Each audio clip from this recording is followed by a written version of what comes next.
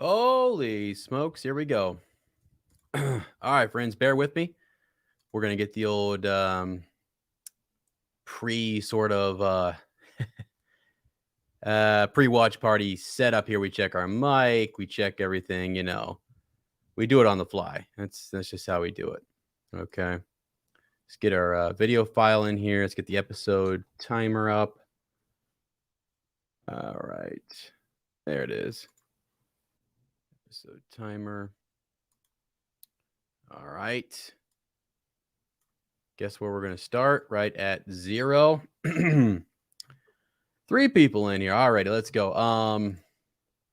Let's go.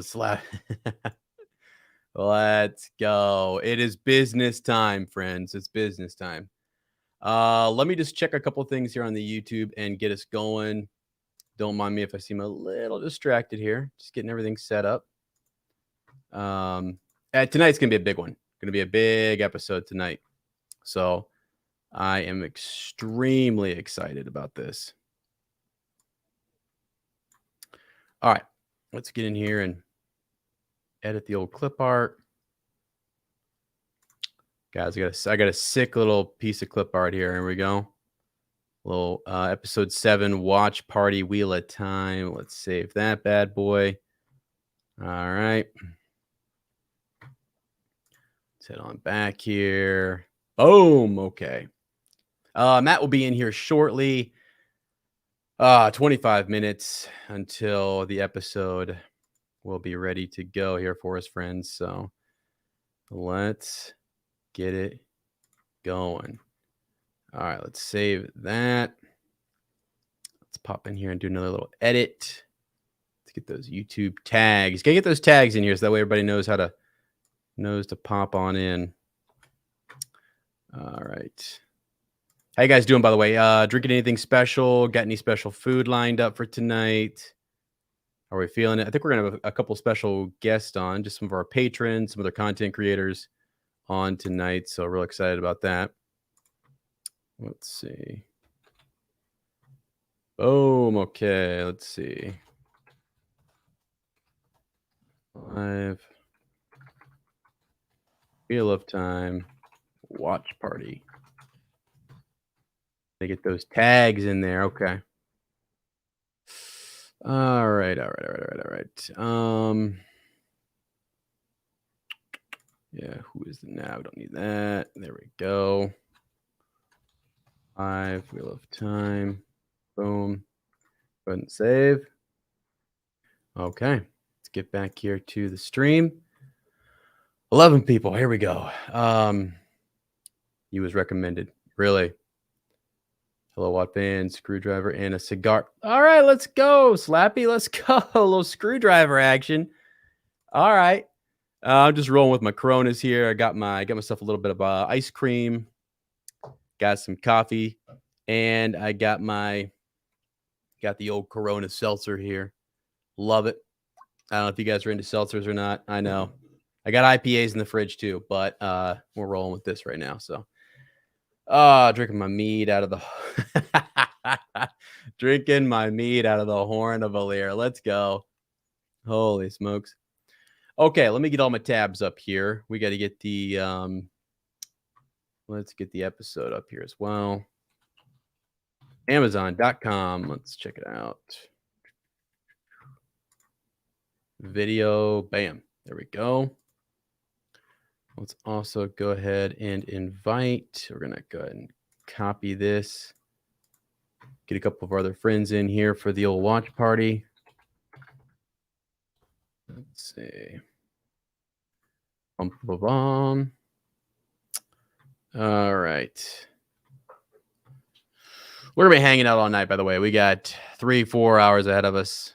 I have no idea. This episode's going to be insane. I have a feeling these next two are going to absolutely blow our minds. I've seen 1 or 2 spoilers, and I don't know which episode they happen in, but I lost my ever-living mind. All right. Here is the link for later tonight. Boom. Hit up the fellas here. Dun, dun, dun, dun. Any big predictions, by the way? Bold predictions as we go into this. Any funny predictions? I always love the funny ones where folks are kind of like, you know, 4 heroes. Night. Boom. All right. Let's see.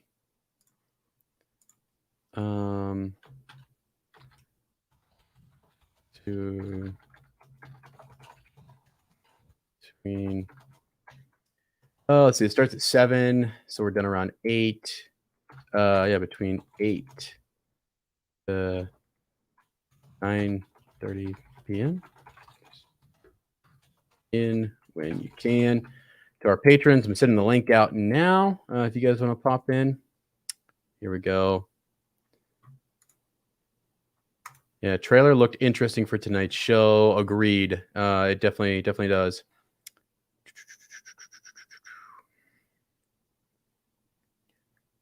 No fame, no gain. Let's go. Let's go. Greetings, everybody. Happy to have you. Matt will be here soon. We're gonna do a little. We just watch it together. You know, we just get our kind of reaction. We can't show it obviously, but we can all kind of time it up together and watch the episode, and then we talk about it directly after. We have some friends on here. Will we meet the prophet? Shut up. We might, right? Possible tonight. Yeah, get all those spoilers out here before Matt gets in here. Absolutely. Not that that's spoiler. He knows who the prophet is. But yeah. All right, let me see here.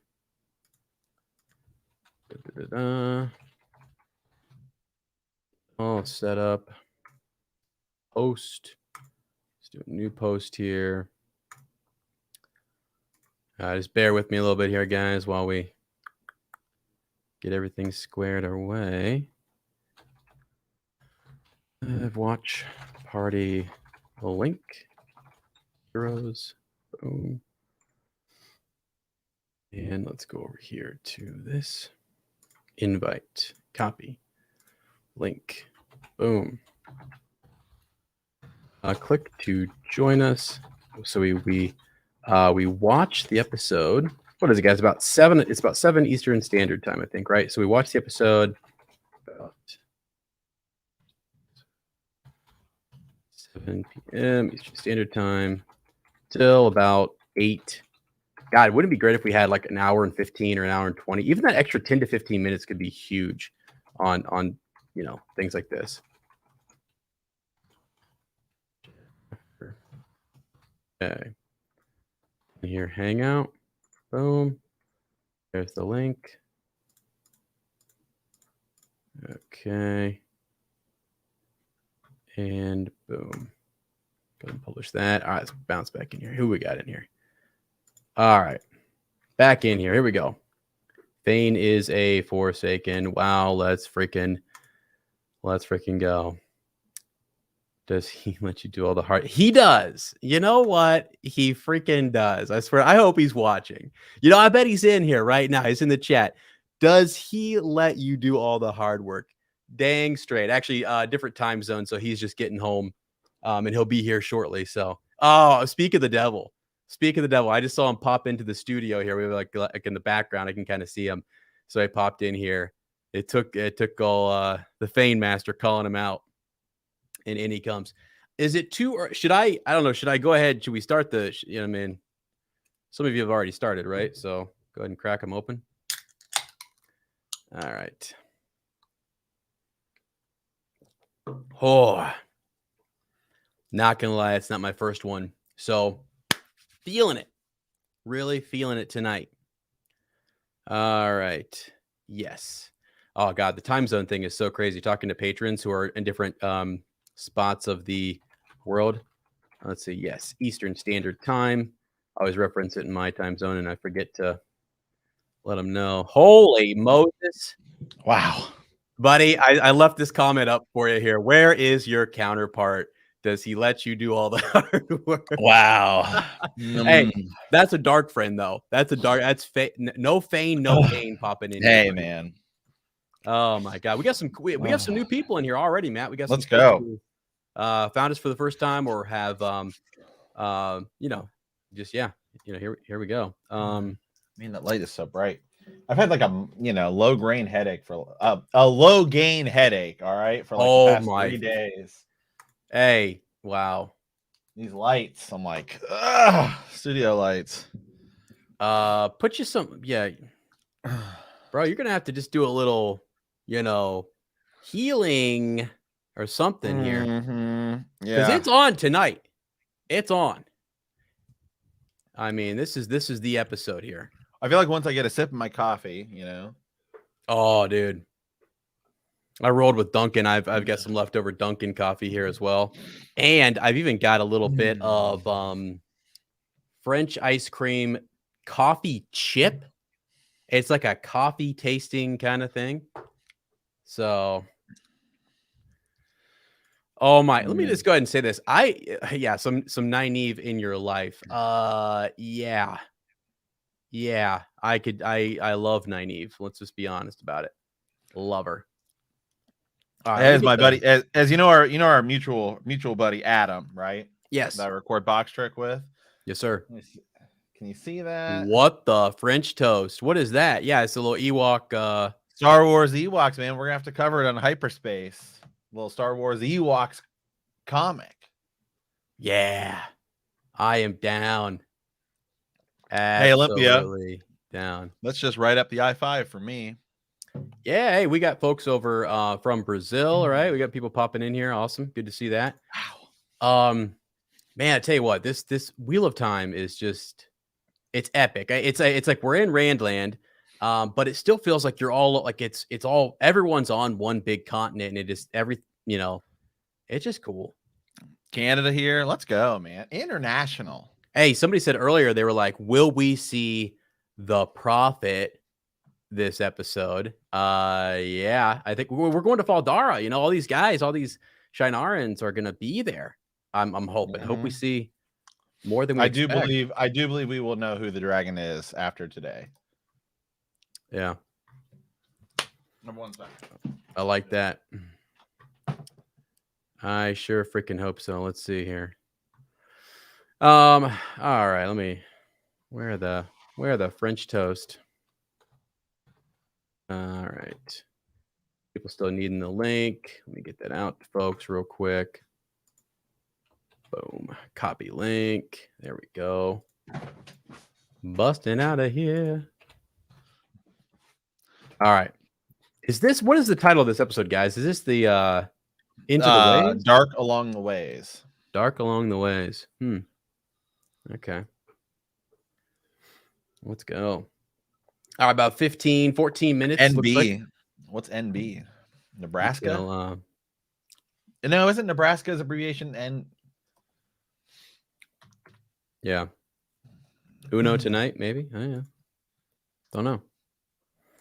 I thought Nebraska's N-E. Am I wrong? Yeah, it is N-E. That history degree is working for something. Hey, man. I used to know all the capitals, Used to know them all. What's NB stand for? New Brunswick? New Brunswick. Okay. Jeezy.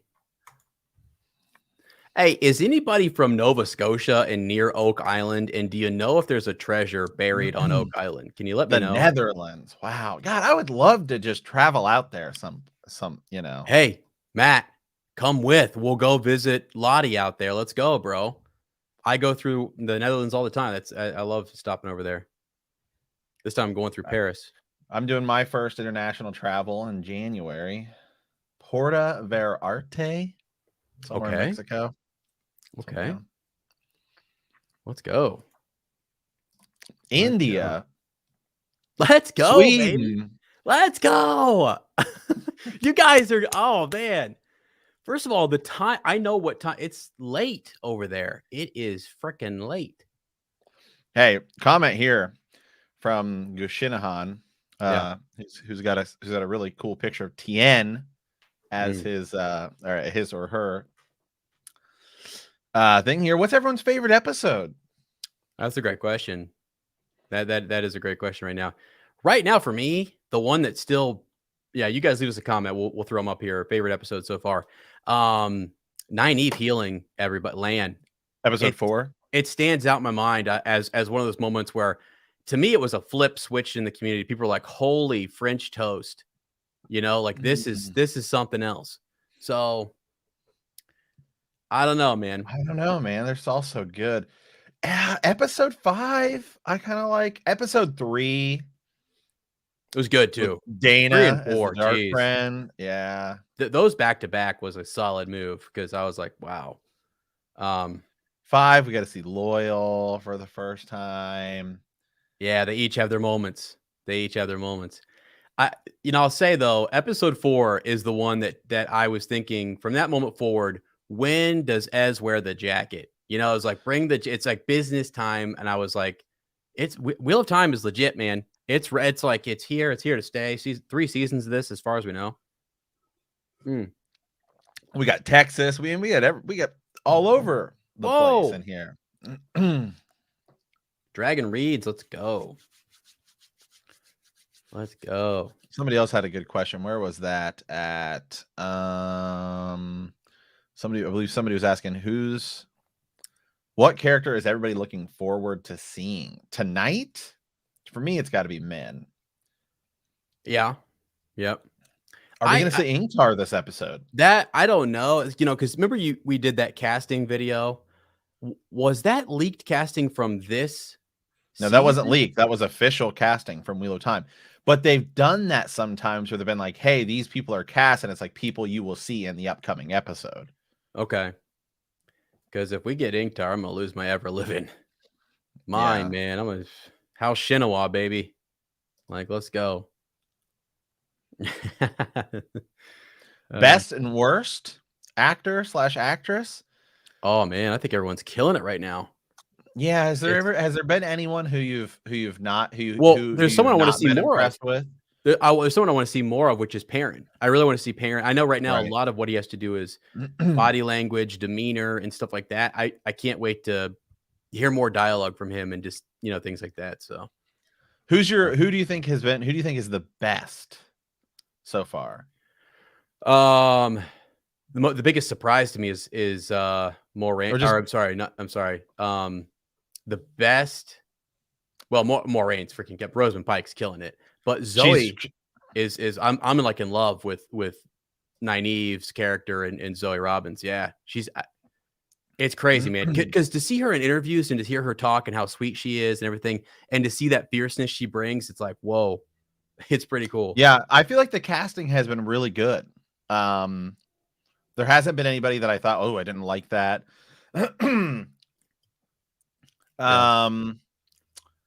Yeah, I mean, I don't know, Lan to me, but again, we haven't really gotten a lot of him, but it's just like every time he speaks, I mean, he's just the character. It's like so dialed in as Lan. Yeah. Let's go, by the way. Pat, thanks. Appreciate it. Yeah. I mean, Barney Harris as Matt is amazing, but he's probably the most different from the books. So I've seen some people complain about that, but his acting is like phenomenal. It's unfortunate, he's not going to be going forward. I think Loyal is great. Oh, I think we're going to see more of Loyal and Rand talking a lot more. We're going to get more of that because it seems like you said this in our predictions thing or our preview, Rand seems to have been quietly just there in the background, Right. Yeah. Valda, oh my god, dude. Yeah, Rand, man, we haven't really gotten a lot of Rand, to be honest. Yeah. Right. Some people don't like Moraine. Yeah. Jeez. Yeah, he hasn't had much to do yet, for sure. I tell you what, we're gonna have some freaking huge moments with Rand coming up. We have to. Who I would honestly say I feel like has had the least screen time, or at least to me it feels like, is Egwene. Actually, Egwene feels like we've had the least Egwene this season. Okay. Yeah.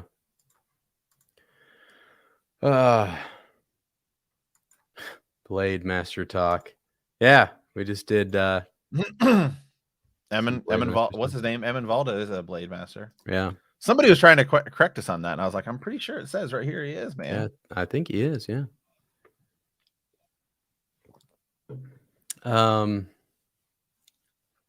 Let's see. Yeah, at least Egwene got to stab him. She did. That was pretty solid. And that's just that subtle difference. That's the growing tension between the White Cloaks and the Aes Sedai, man. It's Yeah, Emin Valda, yeah, is a Blade oh Master. my god. Here's a question. Anyone else worried they might Ned Stark Moraine at the end of this whole thing? Right? Ooh, I don't know about that. Could you imagine, bro? Bringing that way forward? Ain't no way. No way. I mean, I wasn't worried about it until you brought it up. You know, I think it's possible season 2. I think they could go crazy. They could. Right. Somebody left us a comment and said something about like I'm worried for you guys that they might skip the Horn of Valir. I know. And I said, there's just no way. There's not just now. no. I'll still watch it, but I'll go ahead and say this. If they don't, Matt, they can't skip it. Okay. You could say, okay, maybe they skip it season 1. It will be there at the last battle. You have to sound it. You can't not sound it. All right. Sorry. I mean, it's just no. It's plus, they've impossible. already teased Brigitta, so right. I mean, I just mean you can't conclude the series. We've already started talking about the ships off to the west. Exactly. The horns showing up. Yeah, it's an easy thing to include and to talk about magical items. It just builds the world, you know? Yeah, we'll do that until the episode goes. Yeah. Any 5 minutes. I mean, as we're winding down here, is there any stuff that you guys are like? Is there really any stuff in Eye of the World that we have skipped that you're like really disappointed about or thought should be different, or way they someone blended the stuff? Like, I think the way they handled Tom, you shift him around a little bit, but I think it's fine. Oh my. Someone is just trying to,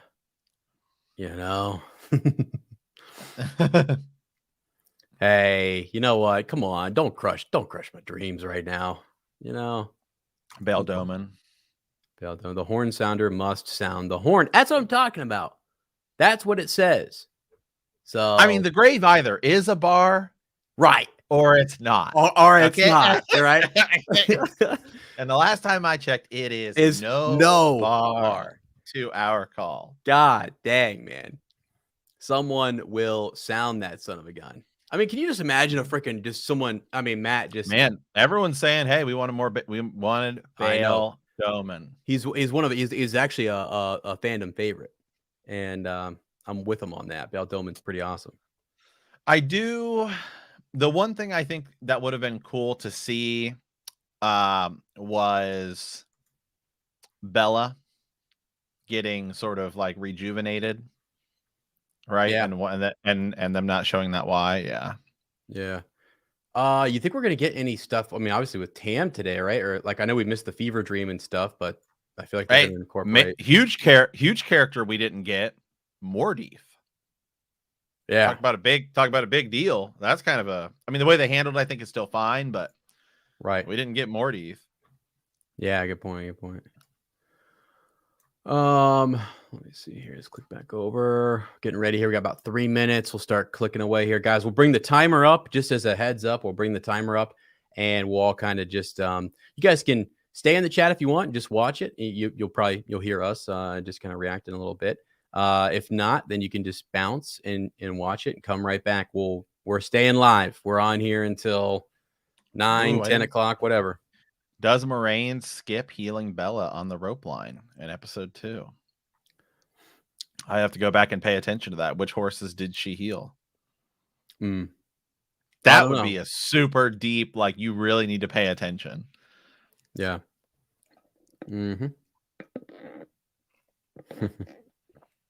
Bella is the creator. Let's go. Is Mordeeth in books after Eye of the World? Yes. Yes and no.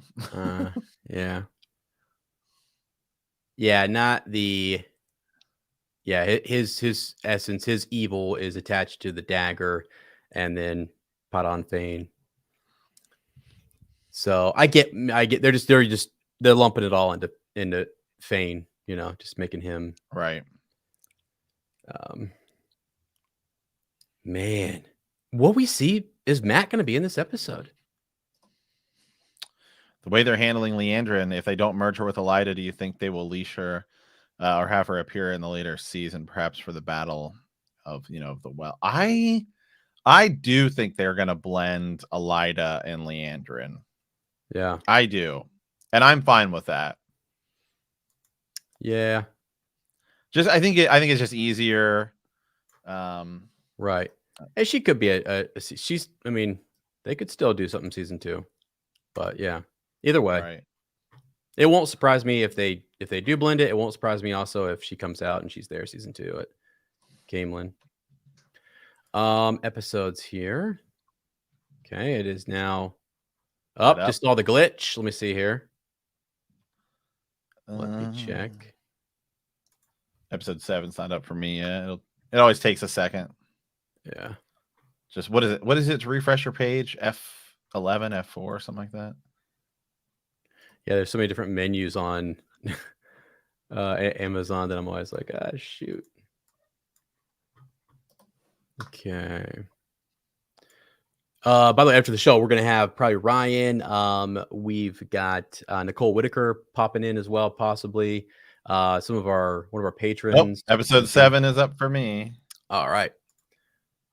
Let's go ahead and refresh here, guys and gals. All right, we're skipping the ad, but we're not pressing play yet. Yeah. Let me. And then we will not skip the recap. Right now, we got the dark along the ways, baby. All right, here we go. Yes, so I have skipped the ad. I'm at 0. Okay. And remember, we go on shoot. 3, 2, 1, shoot. On shoot. Exactly. Yes, it's up for me. Here we go. I'll give her about 30 seconds, just a little bit more here, and then we'll press play. I'm excited. I got my drinks, got everything good to go. More light in this room here. You guys can just turn us down a bit. We do have the comments up here, so if you still want to comment live throughout, feel free. We'll see them. I got them on the side here. And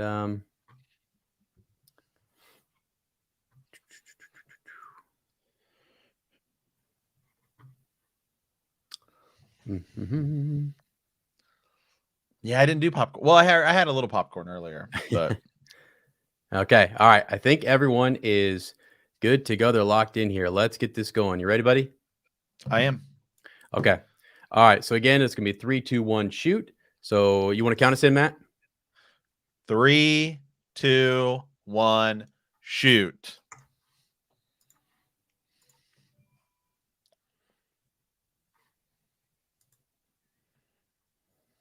Watch the recap. Here we go.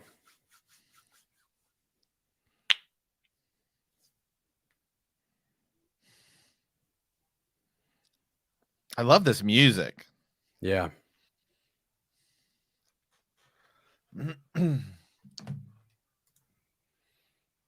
Here we go, people.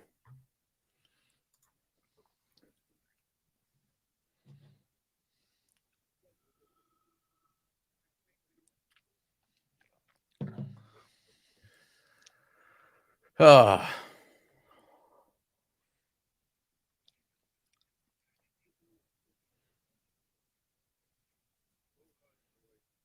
Wow.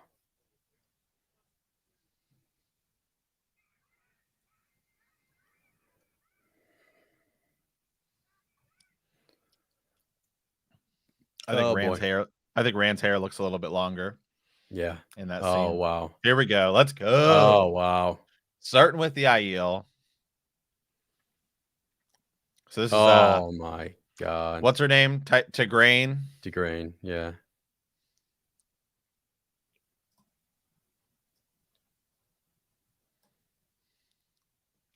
Wow.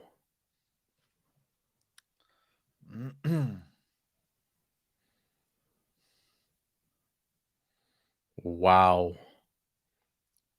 Yeah, and you know what she is? A boss. Yeah.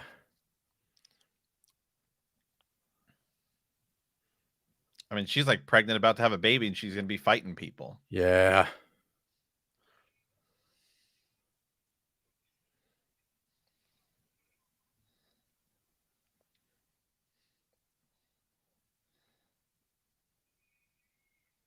What the? Get wrecked, son. Oh, Wow.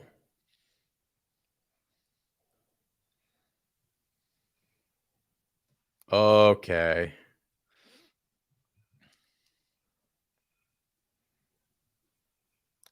Oh boom. my God, dude. This This is is starting off. awesome. Wow.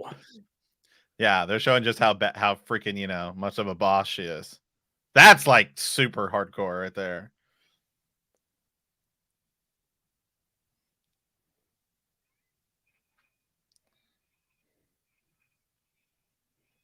And where's the rest of the IEL at?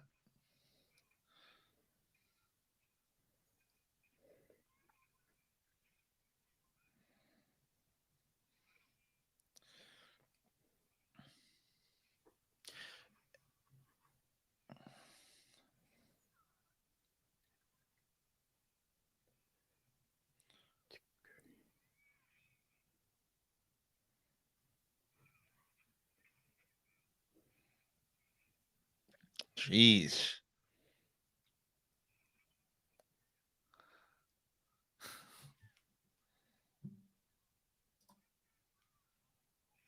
Oh my. Oh my. God. Oh my gosh.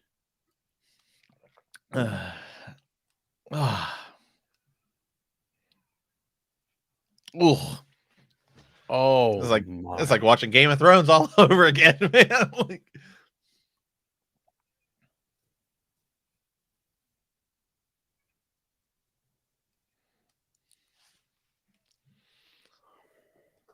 yeah, Maidens of the Spear, baby.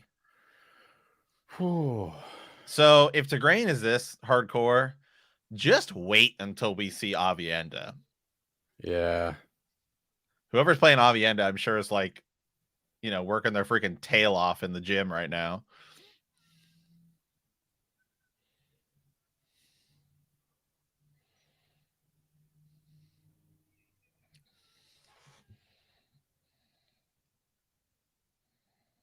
Oh my gosh. You know who it is, buddy. I Let's do. go, baby. Holy. Holy. Oh Yeah. my The flipping. the heron marked blade. Well, I'm blown the F away already. Like this is already that's awesome.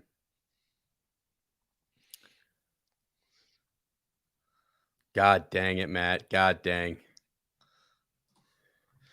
Yeah, I mean, as we're both Game of Thrones people, but let me just say this.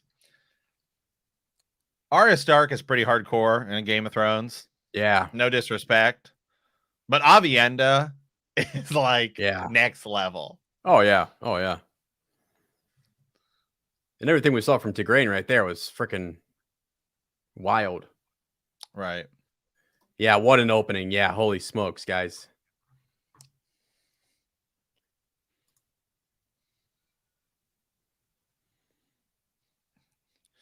Will we see will we see Rand's real father in a flashback or something, do you think? Yeah. Holy shish kebab.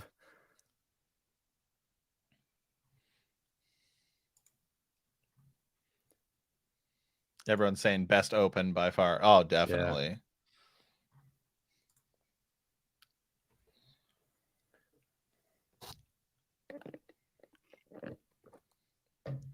Yep.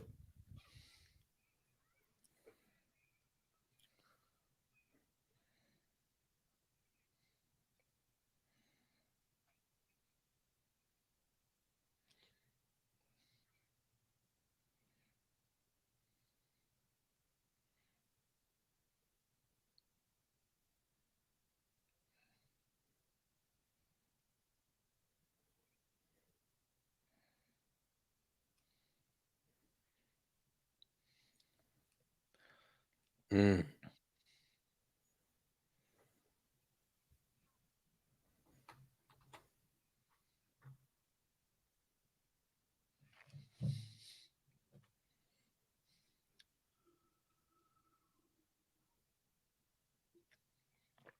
Let's go.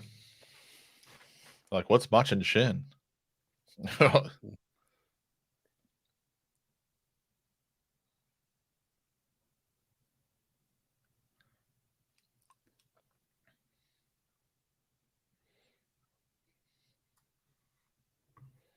He left us.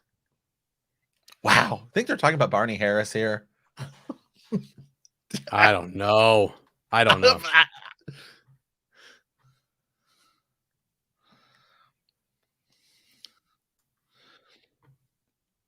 The band's back together, though. Yes, they are.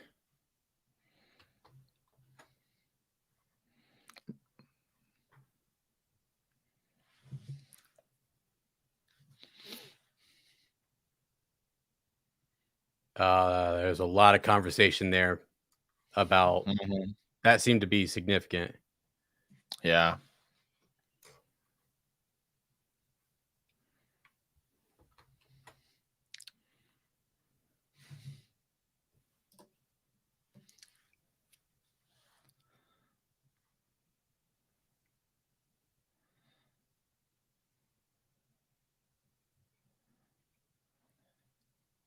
Mm.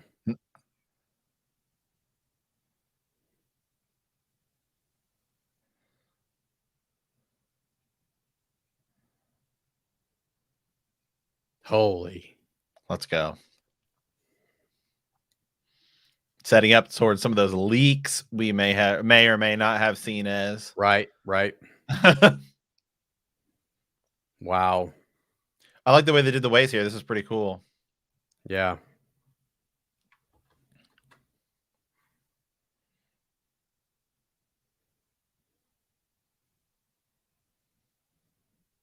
I think they redid this, by the way.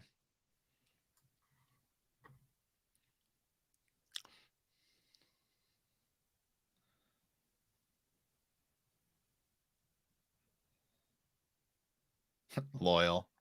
I love it.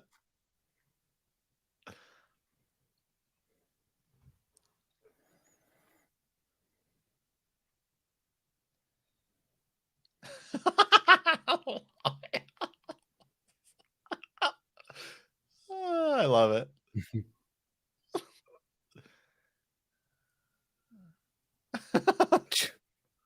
Love it. Yeah.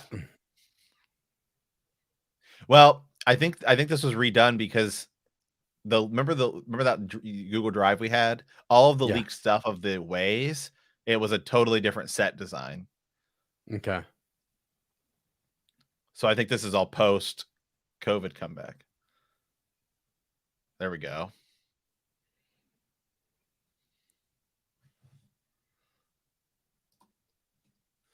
Yeah. Let's heat up the Land Nynaeve romance. Yep.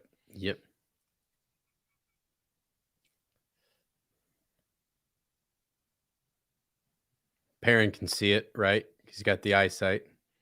Mm-hmm. He can smell it. He can smell it. He can see it.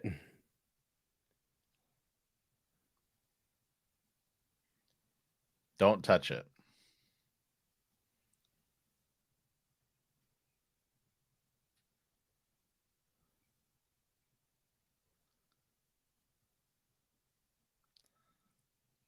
Put on Fane's already there, man.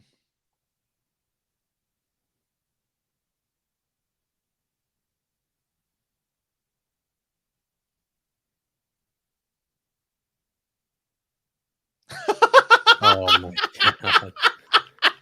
Oh my god. That's the best part of the whole show.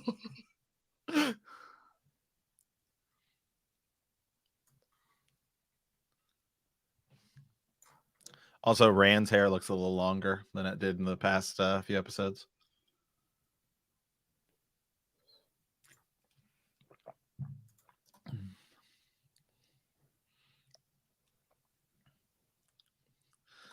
That was literally the funniest part of the show so far, hands down. like, oh my god.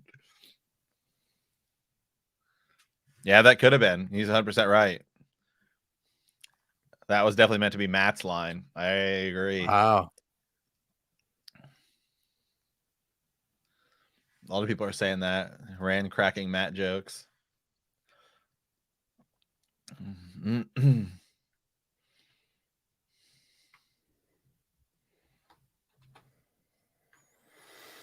Oh boy.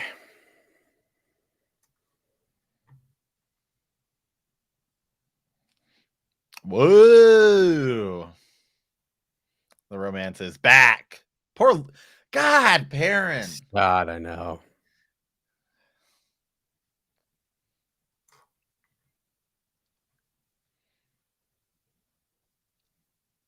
Wow, Yeah, that's cool. Just a little party in the way is no big deal.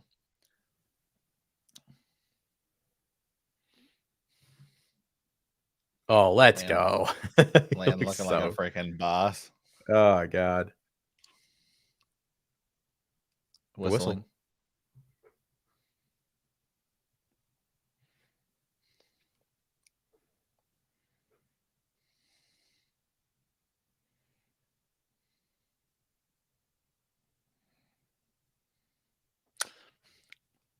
As here's a question for you. Can you enter the dream world in the ways? Ooh. Great question. Great question. Did somebody just channel inside the ways? Yeah. Yep.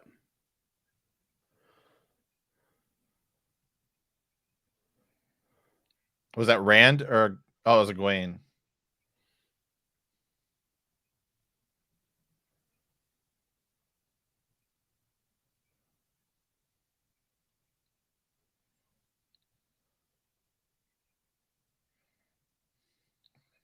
Let's go, boys.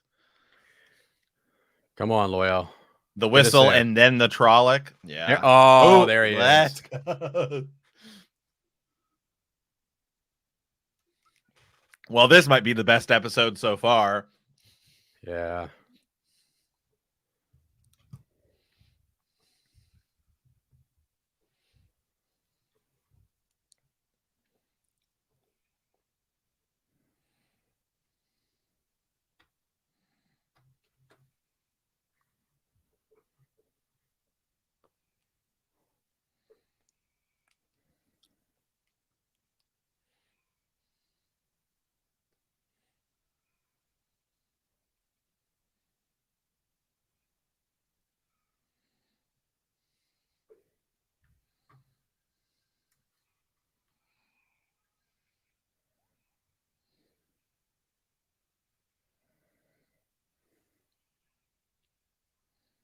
Let's go.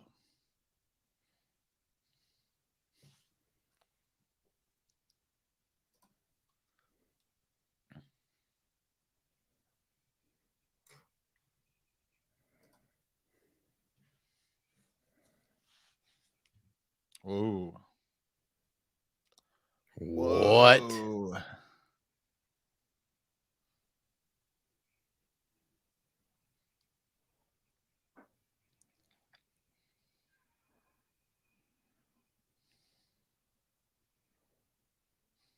Nynaeve's about to go Super Saiyan.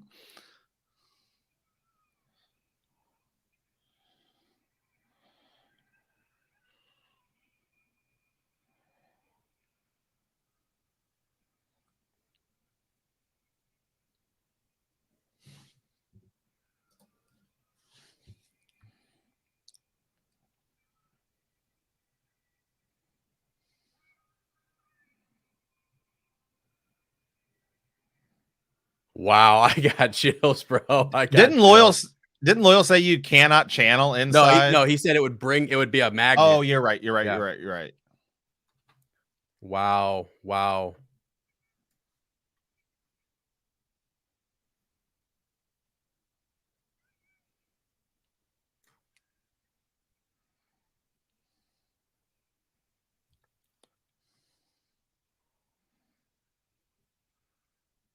Couldn't that unleash Mashin out to the world?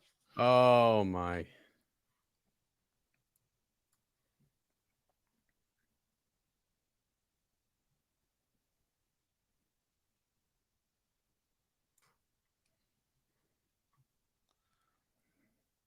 Wow. I like how Wow. like tired and beat up they all look.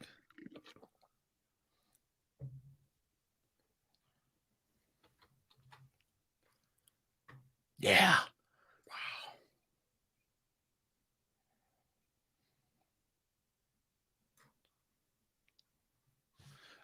What happens when Machin Shin touches US? I think do we see it? You go crazy. You can go mad. Or is that past where I'm at? No, yeah, there's a lot of the Ogier that one in book 2. Here you go. Oh, yeah, you're right.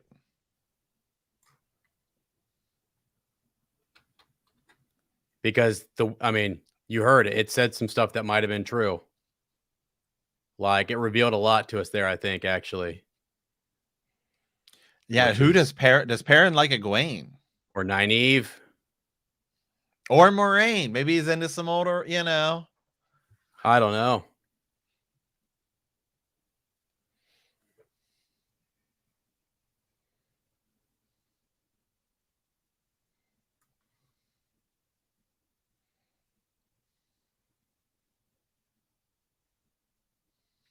Let's go.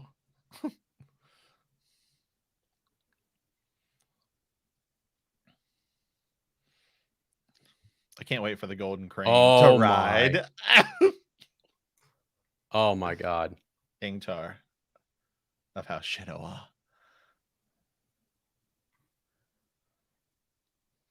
Uno.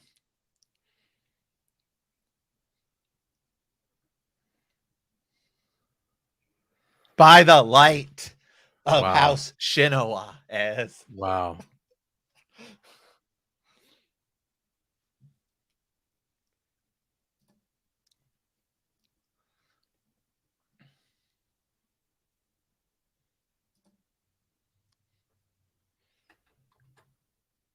There's Agamar.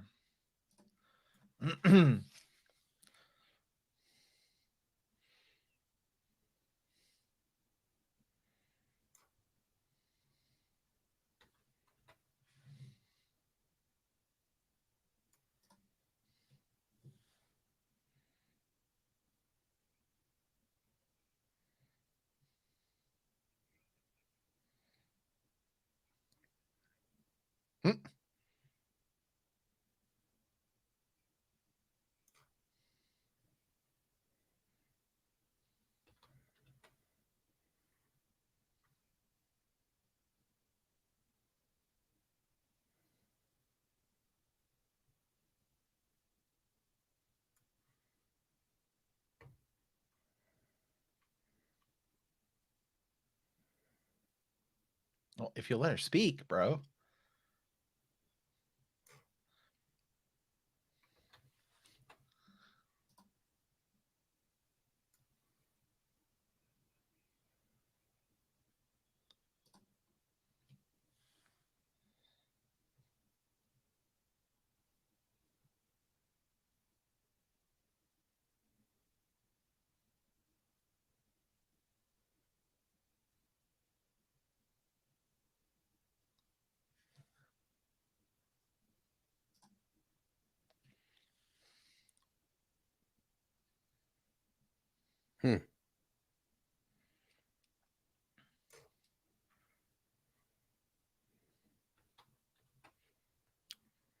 Okay.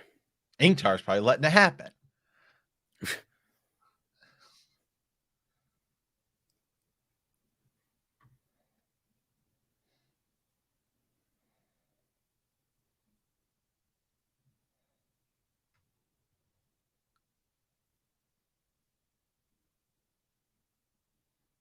Okay. Okay.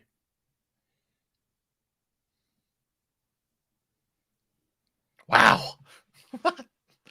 Let's go, man. God, this is the best episode. Easily. Like, It's good. It's good.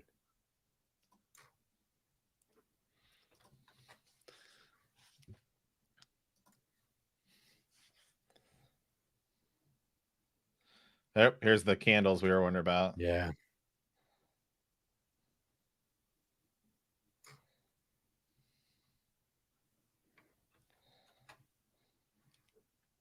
So she already knows better.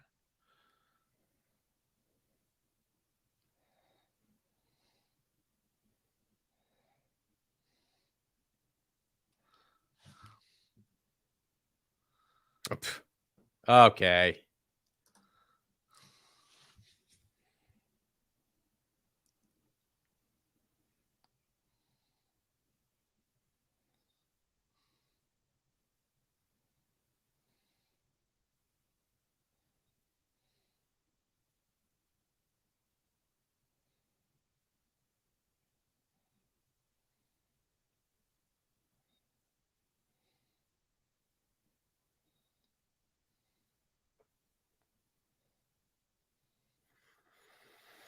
Hmm.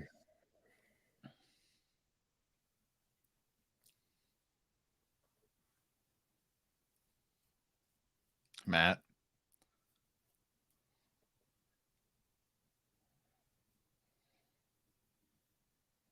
So on. Oh my. Oh my God.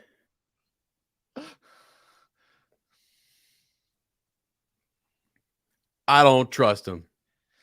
I think so. I think Matt's gonna get caught by I think he's gonna wake up and wreck Galad and Gawain season 2 opener. And then he's gonna run into Tom. I think they're gonna move stuff around.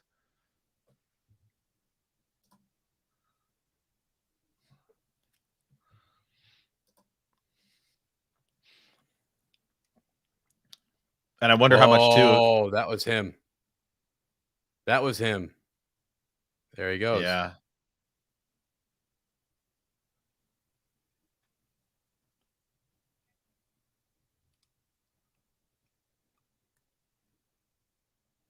How do you know?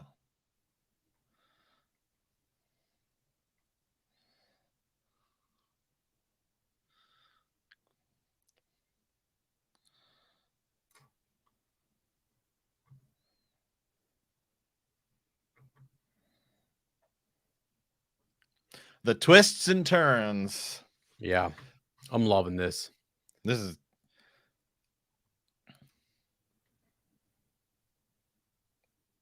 Are we gonna see Steve or what? I swear to God. Watch it be like some random guy.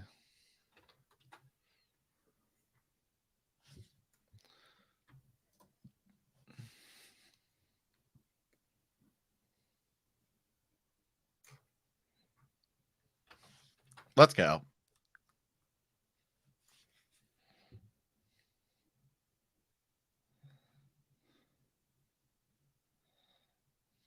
Ooh.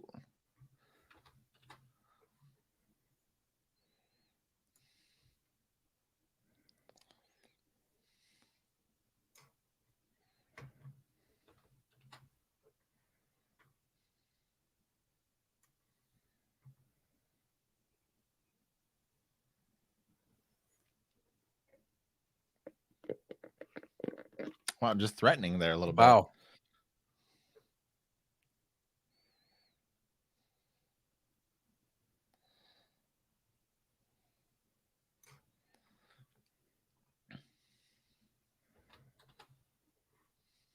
Mm-hmm.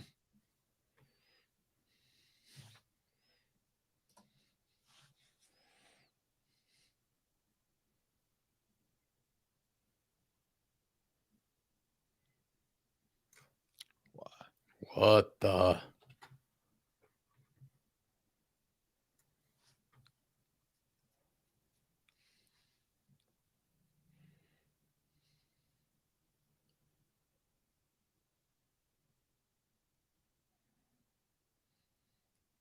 I like that they don't show the. Oh.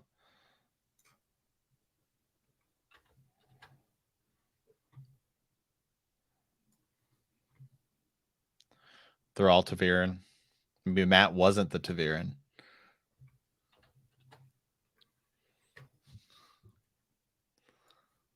Wow.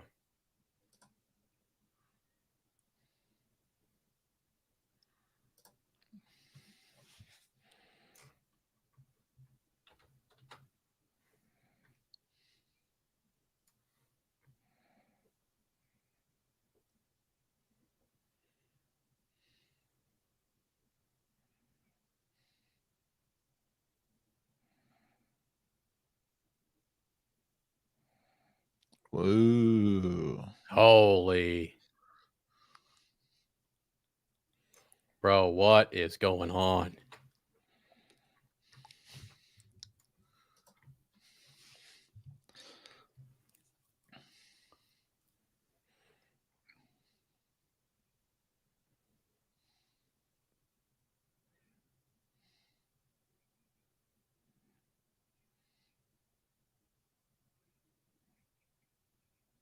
Yeah.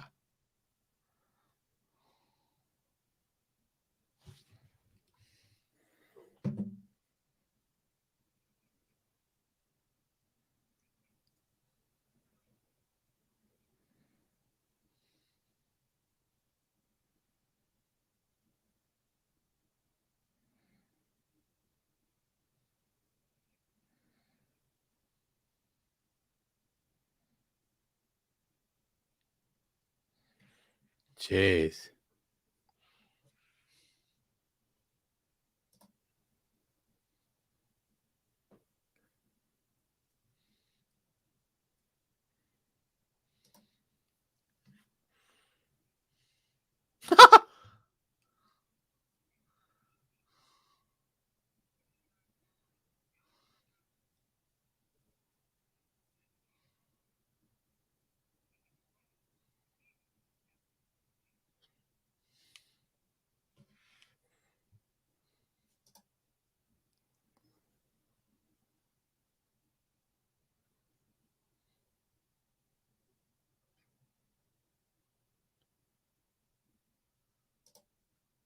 Ooh, maybe Rand was the baby that Moraine Mhm. is looking for.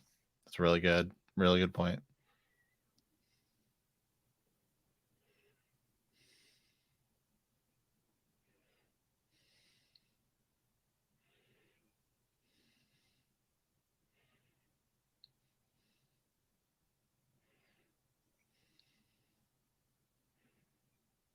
Let's go.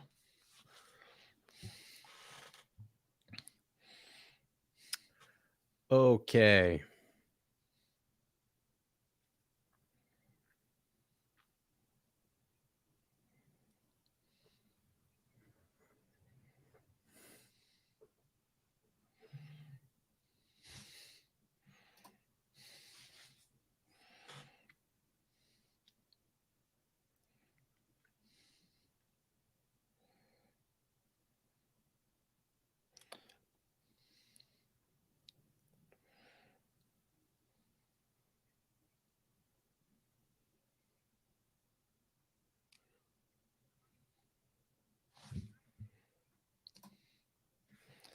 Oh, and even Lan they're gonna hook up. Calling it.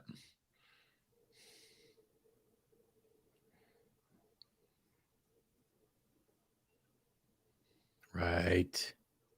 Right.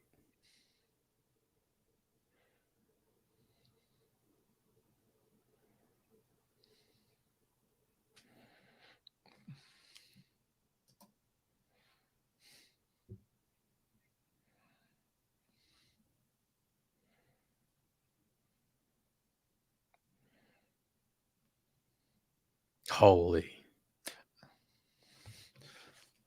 It's actually really good for these other characters that Matt's not here. It gives them all a little more time to breathe. I mean, it sucks, but I think this dialogue is probably expanded.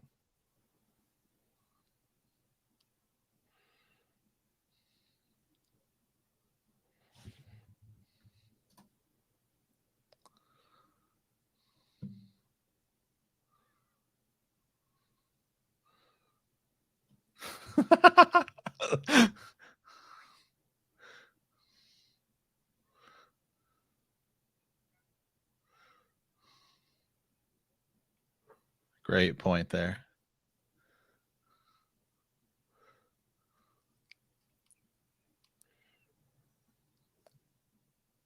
Whoa.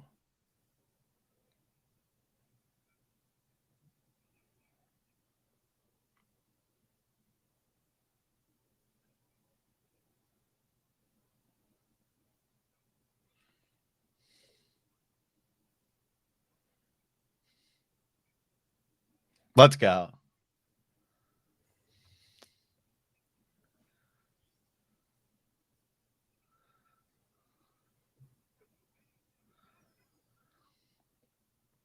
Let's go.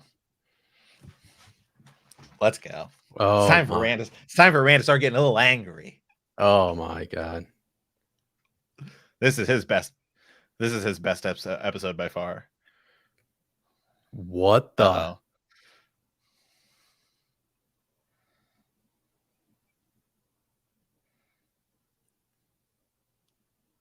What? Yeah, Perrin likes Egwene. What?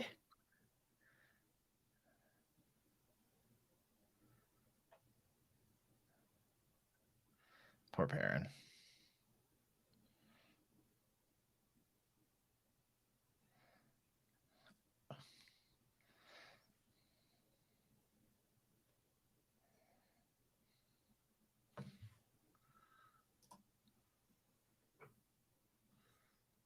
Oh my God.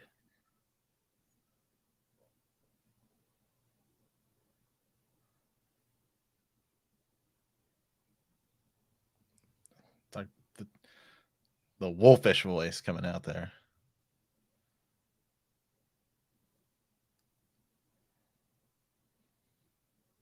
Rand's about to say something's totally stupid. Oh, felt the tension. Oh boy. Yeah, Nynaeve. There we go. Nynaeve messes it all up. If you're just like Moraine says, hey, if you're the wisdom, why don't you use some? Hey, you back off. Hey, somebody did leave a great comment saying, can we talk about how ridiculous Moraine's plan is? It's like they complain about Lews Therin taking 100 people with him, and Moraine's like, I'm going to take these like country bumpkins and just see what happens. Right.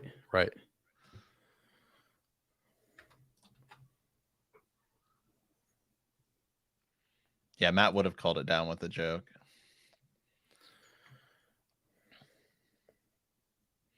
Look at the Ice Ice suspenders. Mm-hmm.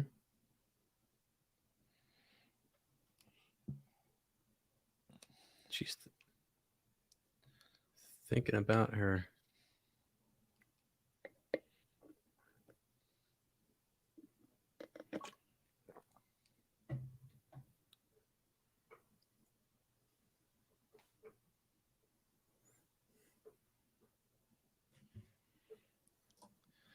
Yeah, we all start the live stream at the same time, so we're 35 minutes in currently.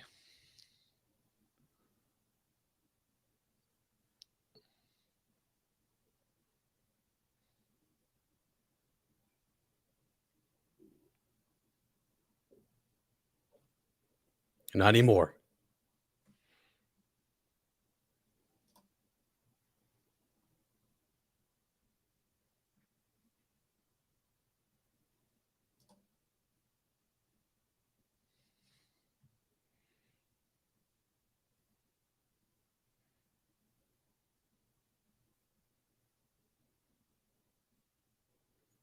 Wow. Ooh, let's go. Let's go. My God. This is great. Oh boy, that's a scene that should have been in the books. Absolutely. And that's yep.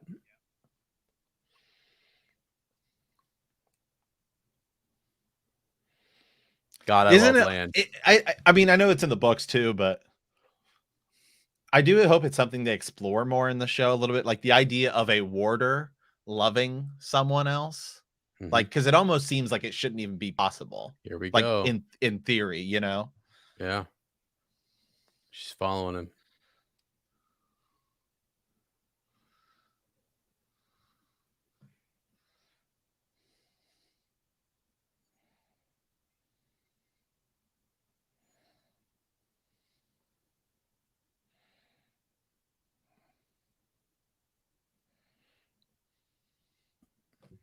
She's gonna keep misinterpreting things.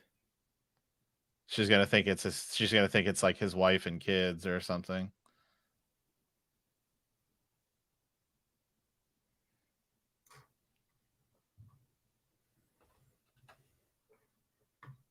Ugh, that doesn't look good. But oh, is Better than Nynaeve just gonna Yoda's invite? Nynaeve just stew. gonna invite herself in? He He knows knows. she's up. Oh, I love this show. It's great. Oh What? my god.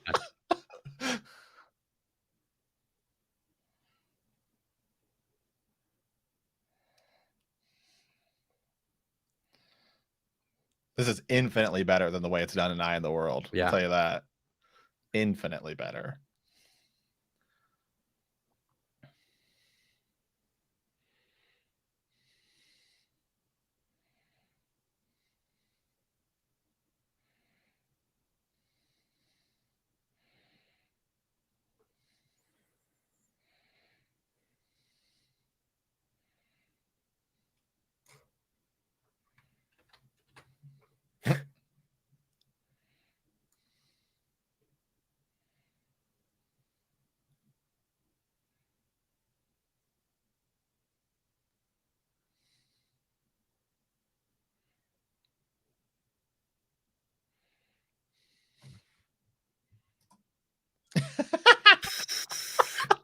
Agreed, by the way.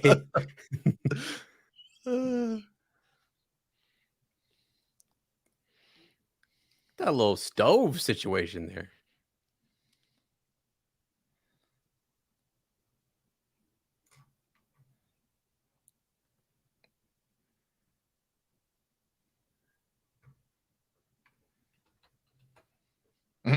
I mean, remember, he almost died. Right. Now she's getting to see him as like a family man. Fondue.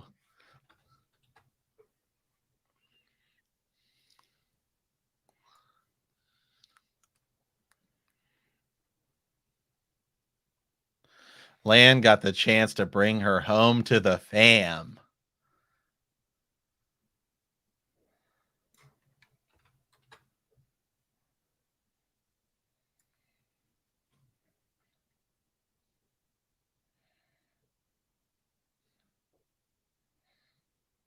Let's go. Come on. I'm sitting over here rooting for it. Let's go. It's the one time I actually like Nynaeve because she's not a grade A. B is when she's with Lan. Hey, don't you dare talk And bad I about can me. enjoy her personality.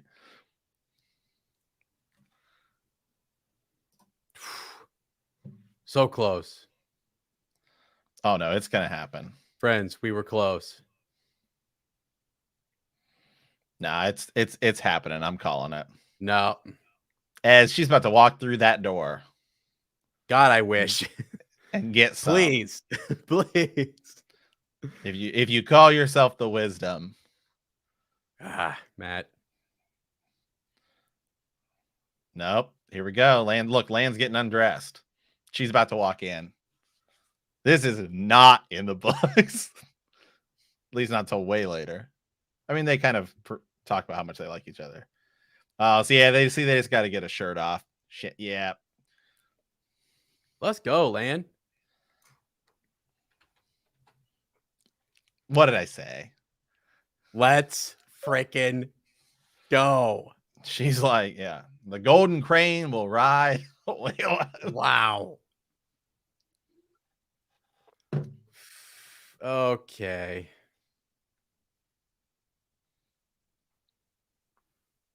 Have I said I love this show? I love this show. It's freaking great.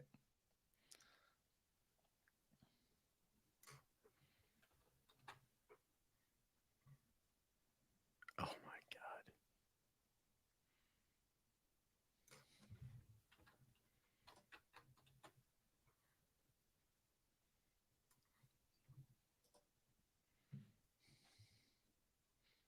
OMG, Broseph. This is way sped along. I love these two. I'm telling you. But it's better. Look right here. Like people saying I called it. Oh my Eggplant emoji. god.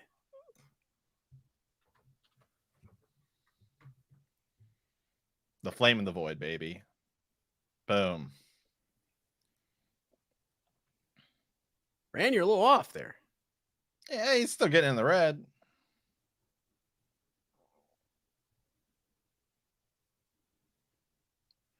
You think Yosha's actually doing this? I think so. I think he shot the arrows.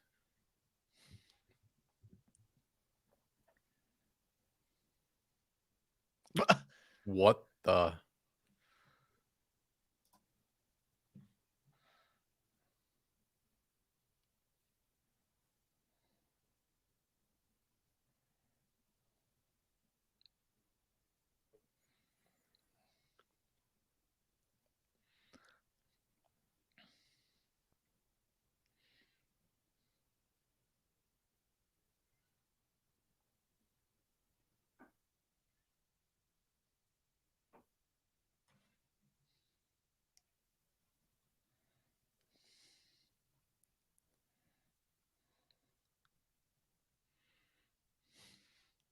Yeah, it's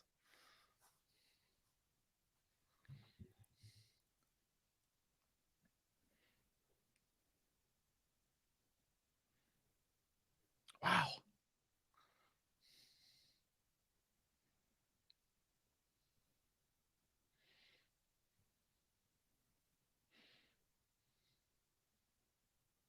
Dude, what if Egwene and Rand end up together in the show? I'd love it. Massive departure. I'd love it.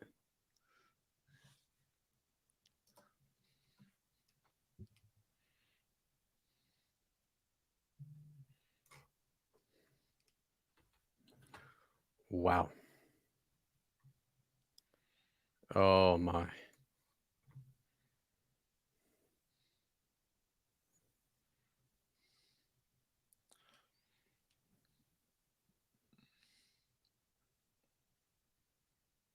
Wow. Oh my. Oh Wow. boy. About to get a little more action. Let's go, baby. They I are mean, I the Golden Crane's riding, from Tarwin, from Tarwin's Gap, and now we get the Dragon riding again. I mean,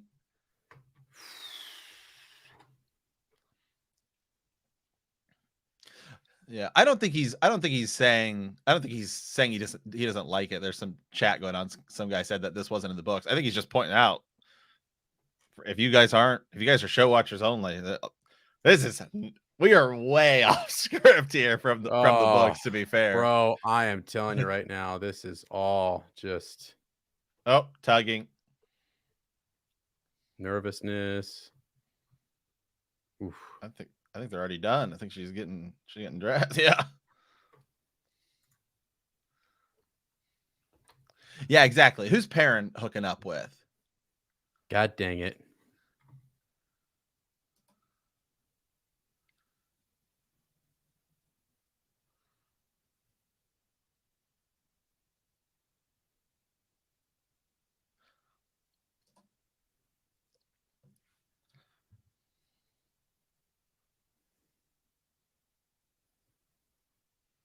She looks unsatisfied. You guys are ridiculous. You guys are ridiculous. You guys are unbelievable. Stop.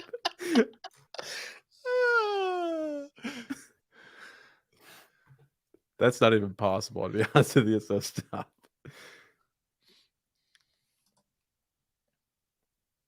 Future Kings. Let's go.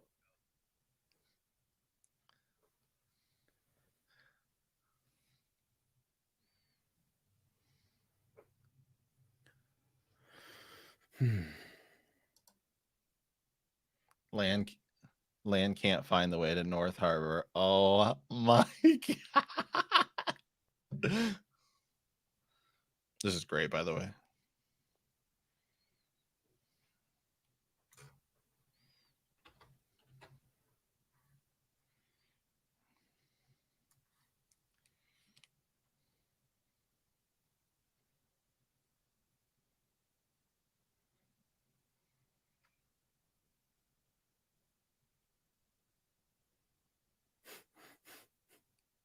This is freaking fantastic.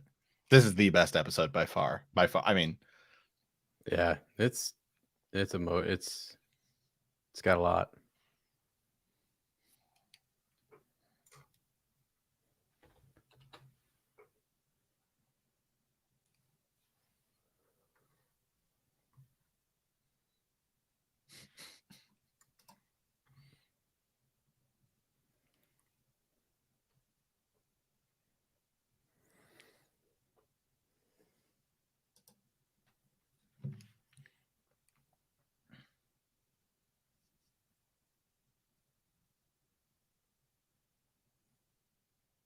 that score is great.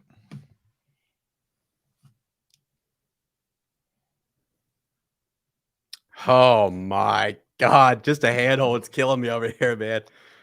Ah, If he needs lessons. You guys are ridiculous.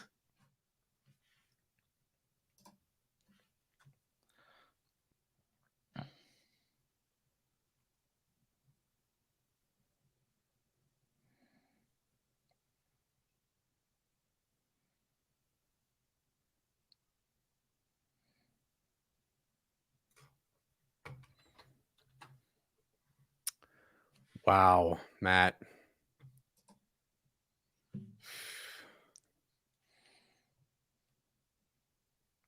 Well, what do you think Moraine's thinking while that's going on? She can sense it all, bro. Well, probably the same thing Lan was thinking when Moraine was hooking up with Suan.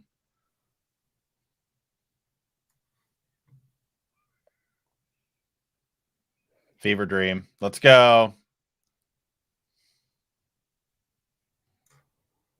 Oh my God. So they did do it. They just did it Oh differently. my God.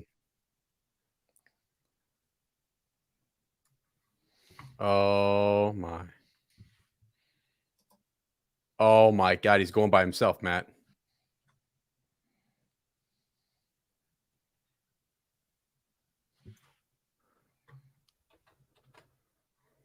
Here comes that music again. Oh my. I got chills. This is awesome. I got chills like a Blue, oh baby. my God, dude. Oh my. Yep. Here we go. This is the reveal.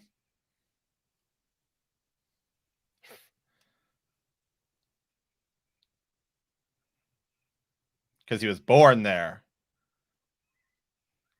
Oh my God. Oh my.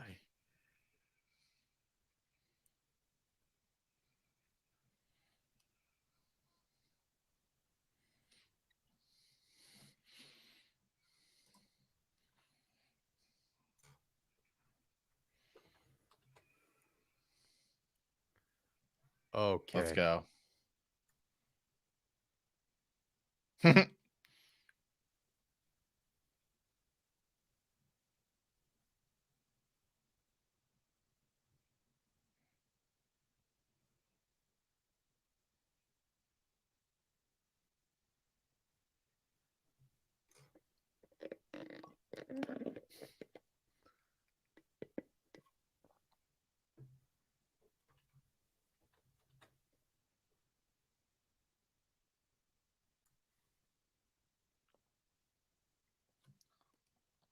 You think Min's going to see herself with him?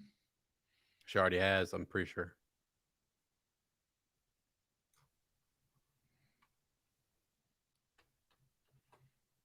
No, you're just a wool-headed sheep herder.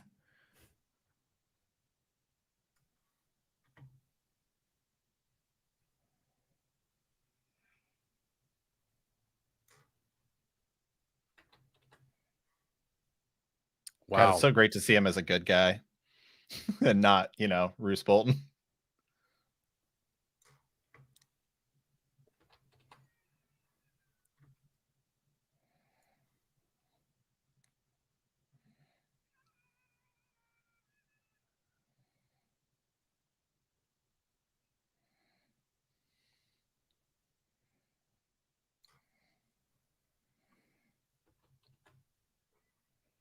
Oh, this is freaking fantastic.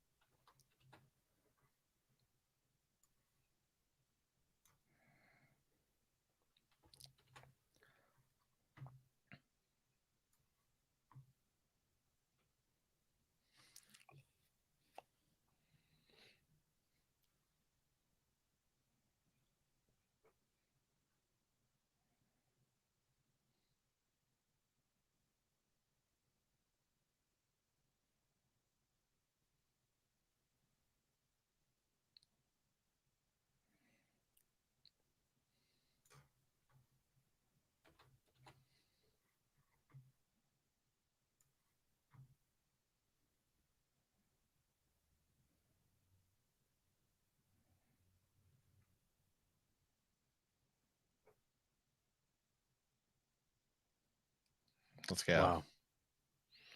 Confirmed.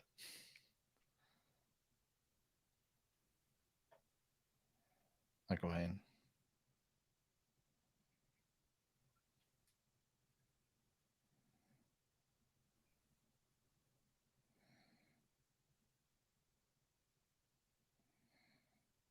Should I get more to drink? I didn't think. I'm gonna say she's also it's definitely a different take on Min than I guess like a lot of the fan art and stuff is suggested. Right. But I think it's great. I think it's spot on. It's Yeah. just the way she's reading, the way she's doing all the lines and everything is great as Min. It's a different, it's but it works, and it's now my new perception of Min in the books. Confirmed, someone said. Carnival chapters, here we go. Yeah. That bedchamber is empty.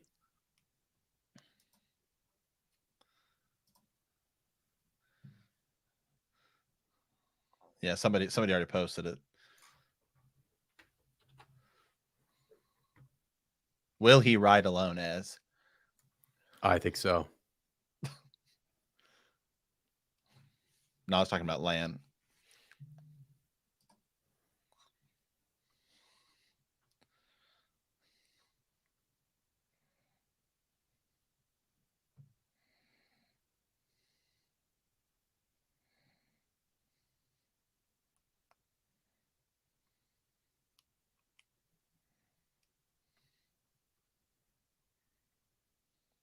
About time. Rand's gone. Yeah.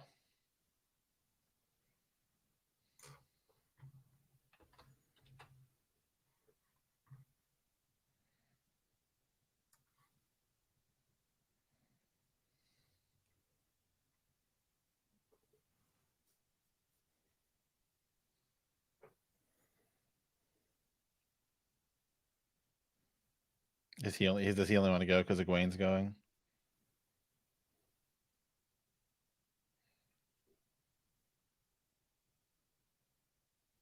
Let's go, boys.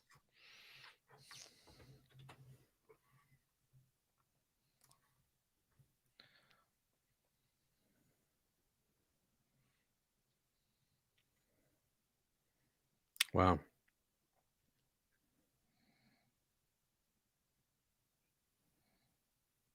Oh boy.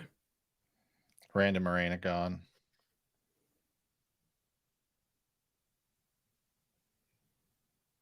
Let's go. Wow.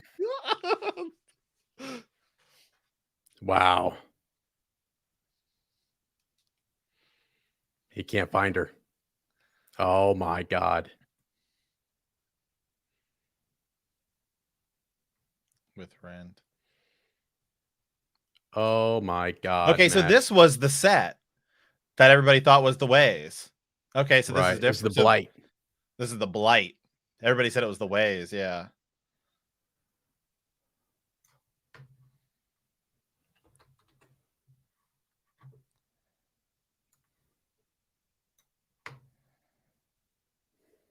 God, I cannot wait for next week's episode.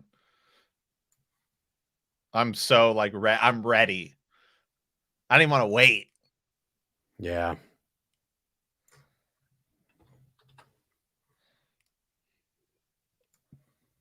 Also, Moraine looks super tired.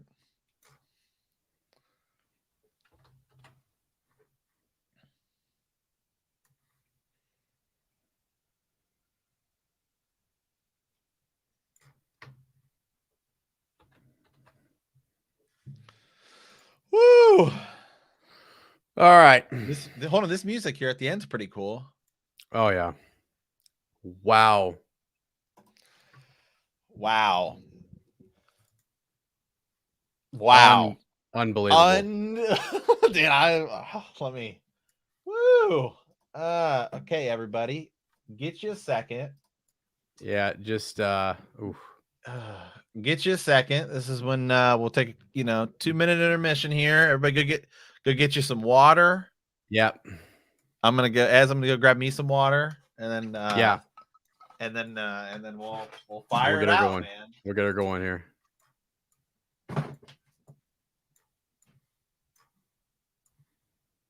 Guys, I'm organizing some screenshots here. Holy smokes, I got a crap ton.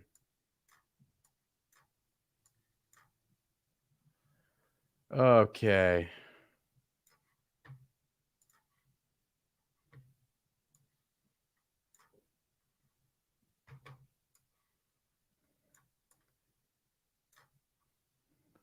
Let me get these going. Yeah, leave us some comments, guys, just down here. Get some things squared away. Wow. Okay. Now I'll make popcorn. Buddy, I just got getting some screenshots in here for us. Got a ton. This is crazy. Great episode or greatest episode so far? I mean, it had everything I needed. Okay, let me pull this back up here. Wow. Okay. Hit the intro. Hold on. Let me share my share a window here. Window, boom. Let me share that and come back. I'm back it out here. Boom, there we go. When we're ready, I just have I mean, I probably have over 100 screenshots there. I was screenshotting away. Well, be careful about showing all those because we're not showing all of them. Just a couple. I want to go through and find one or two. Because otherwise we'll definitely get flagged for copyright. So, all right, I'll hit the intro as hello and welcome to Heroes of the Horn, a Wheel of Time podcast. I am Sir Matt. And I am Sir Ezra, and friends, we are back with our episode 7 spoiler discussion, the Dark Along the Ways. Wow. Right. That's all I have to say. Wow. Oh my gosh, man. I mean, blood and ashes. What just happened? Jam-packed episode. It's almost as if we were in the ways on the book. We were on the path and we accidentally took a step and now we're way off, This was the biggest departure from the books, I would say, but you know what? I loved every stinking second of it. I loved it too. And I know that's the thing, right? Is that this is going to be discussed as a big departure or things are different, but still, to me, the drama, the suspense, the way they wove in the backstory for Rand and everything, the dragon men, all of it just connects. It still works really well. It works really well as another telling, and it's dramatic and emotional, So I am just like beyond pumped about this. Yeah, absolutely. Absolutely insane, to say the least. As about this episode, like, my gosh, man, we started off when we're in the ways. Remember, Matt did not join the group. I think, to me, that's even more that after seeing this episode and seeing some of the things that Rand says, some like the joke he cracks when Loyal is like talking forever, right? And like that's a Matt line. So I think some of that dialogue that would have been Matt's right got carried over to other characters. So I think if you're still watching this for the first time and you have no idea about like the Barney Harris sort of leaving the show, you're not going to have any clue without having read the books and also having that knowledge.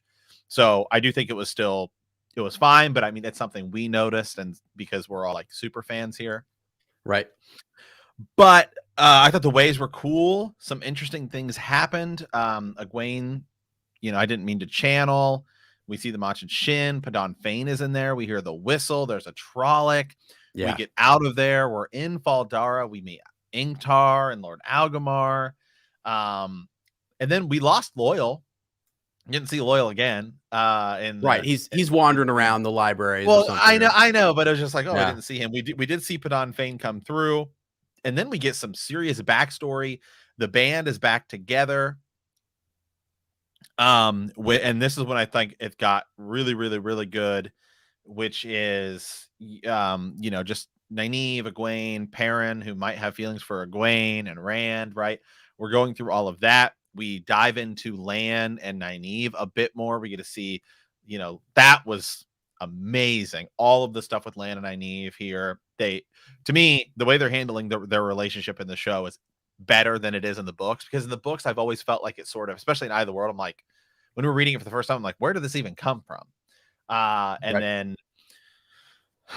and then you move into Rand learning he's the dragon through the fever dream, right? We do get they do show the fever dream. They kind of changed it a little bit. I thought that was cool. We move into them leaving, essentially Rand leaving, talking Yeah. to Moraine, we're going to the Blight. But the big, I would say, highlight of the show was the opening, and then Min talking to Rand, and that full combination of Blood Snow, what happens at Dragonmount, Tam finding Rand, all of that was by far the stealer of the show. I would say everybody in the comments was like, this is amazing. Right. Again, you're tabling that conversation for later. You don't show the fever dream. It's something that sits with Rand. He dwells on it. He thinks about it later. It's me, Moraine, right? Once he makes that proclamation, he knows that here's why. They probably have a conversation. But it was great because we needed to. And again, Nynaeve in the ways has her moment where she is just like, going freaking Neo in there, the one Matrix style, and just, you Right. know what I mean? So she's got to be the dragon, right? And everyone sees that. And Moraine is now really just sort of confused. And what do we do? But Rand knows that it's him. He's channeling. He's in denial. The Black Wind was telling him things that were very interesting. Quick thing here. Something funny you mentioned. When everyone's hooking up, right? Nynaeve is going to see Lan, and then you Right. were like, so we had Egwene is going to see Rand, right? Rand. They're together, and then you said, who's Perrin with, right? Like where's Perrin, right? Right. And then I didn't even think about it, but like the real question was, where's Loyal? Any other Right. Ogier up there? Who knows, man? Everybody was getting in on it. So Crazy. that was all great. So there was a little bit of Matt talk, and I would say the biggest thing what were your thoughts on this? Moraine giving the message to Lady Amelisa, hey, go tell the Reds about Matt Cawthon. Right, Red Aja. Mind blown on that. I know that was wild. So he's going to be captured by the Red Aja, and that's kind of a big deal. I think it's really just that it's so important that we get him. She probably knows he can't channel, so can't be gentled, but there's something to him. There's something special, and she wants him found and kept. So yeah, that was huge. That was huge, actually. So do you think that we are going to have some sort of Matt resolution in the next episode, or do you think it's just going to be brushed over until season 2? Yeah, no, I think he's out. I think it's all the rumors were true. I think he didn't return. They even said that in the dialogue. Like that was even said in the by Rand or somebody. He didn't come back. He didn't come back with us, sort of thing. And it was like, okay, it just told us all that he didn't come back after the closure, and that happened, and they moved on without him for whatever reason. And that's okay. We have a new he's been recast. It was great though to hear all the good conversation among the cast about Matt, and Barney did a great job, and it was wonderful. So it was good to hear them kind of defending him. I would do anything for him. All that stuff was good. I think it added some resolution to his arc in all of this. I don't think he's not coming back for the last episode. And that just is what it is, and it's okay. Right. The two other things really quick here, and then I think we were going to pull somebody in. What did you think about, because there's just so much in this episode, and we're going to be here clearly for a while, and we got everybody in the chat talking too.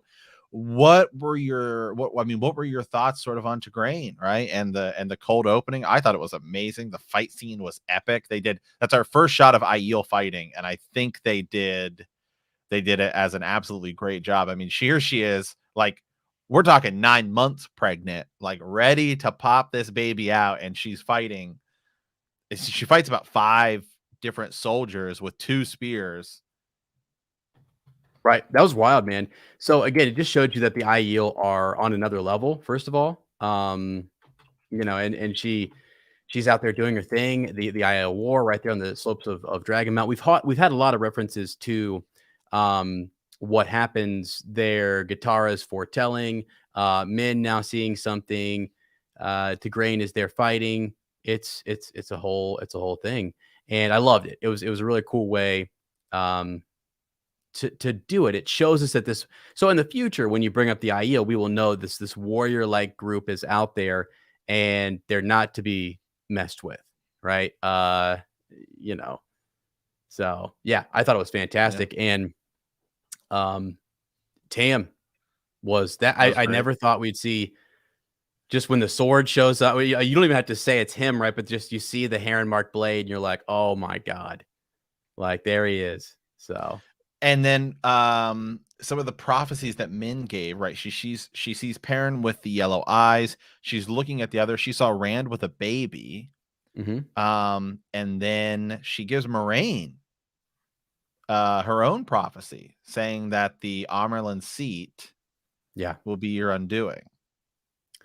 Right. Again, so this is the thing with prophecy. Sometimes you sometimes will hear what you want to hear in it, or it can be misleading, or there's only partial pieces to it. So which Amerlin are we talking about? Is Suan going to be that Amerlin all the time? The position can, or the person in the position in the seat can change. So, right. Yeah. Comment here. Women are no longer complaining about the difficulty of labor. It was barely a hindrance. Hashtag sarcasm. But I was like, oh my by the way, the comments on our live tonight, like when we were doing the whole thing, I mean, ridiculous. braid tugging Nynaeve after hooking up with Lan, all of that was killing me. Hey, seriously. I mean, hey, Serena Williams won the French Open when she was pregnant. So I mean, this was even beyond that. This is about as hardcore as you can get. But the actress who plays her, my God, she didn't even have a single line. And somebody said that. It was like everyone's like saying she didn't even have a single line, and she crushed it out of the park. I think somebody said that she's more of like a stunt actor. It's like great. And that's a cool way to do it. To bring in stunt people, and give them some cool stuff, to kind of feature them a little bit. That was awesome. It was just so well done. Yeah, because she's out there doing all that crazy stunt work and choreographing all that fight sequence that makes sense. You don't have to. It's nothing needs to be said. There doesn't need to be any dialogue. I thought it was great the way they did it. So, so I mean, again? We'll talk about it because we were getting comments and stuff like that about people who are like, man, this is, previously there's been small changes from the books, I would say. This is, and I've been saying this, plot wise, we're still where we should be, right? Yeah, sure. Like, we're about to go to the Eye of the World. We're about to end book 1, go to the Eye of the World. Character development, though, we are way ahead. I mean, I like it because I think we can save a lot of time down the road, right, by bringing a lot of this stuff forward. I mean, what do you think about the way they're doing it? No, for sure. Like these characters, their relationships are further along. Their relationships, just even in the growth that they've had from leaving Emmons Field, getting some of their powers and meeting other powerful individuals. That's been really cool. A lot of what I thought, prior going into season 1, I thought with dialogue, you can do quite a bit. So when Suan in the last episode mentions Caemlyn and mentions the Eye of the World, that's what gets us there. It took away from what, Loyal, the Tinkers, and everyone else in the book sort of says to Moraine in Caemlyn, but the information still came from Caemlyn, and it comes through Suan. And she's now more a part of this with Moraine, which almost feels a little bit like better, because when you get to it in the Great Hunt, when Suan is just there and asking Moraine, I haven't heard from you, what's been going on. This way in the show, it does feel like she was more a part of this decision, and you get to sort of see behind the curtain, if you will. So yeah, just a lot of comments here about the cold open. Sorry, Logain, your cold open just got beat.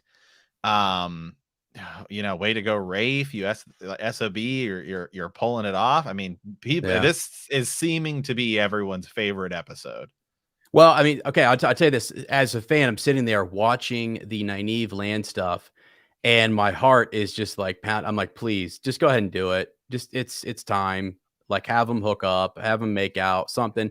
The tension's been building. Moraine says something about it earlier. I didn't think they were going to do it. Mid episode, you were like, no, she's coming back in that room. When Lan takes his shirt off, I was like, there's no way. They're not going to be that bold. They're not going to go for it. Rafe is that bold. He is that they are going for this.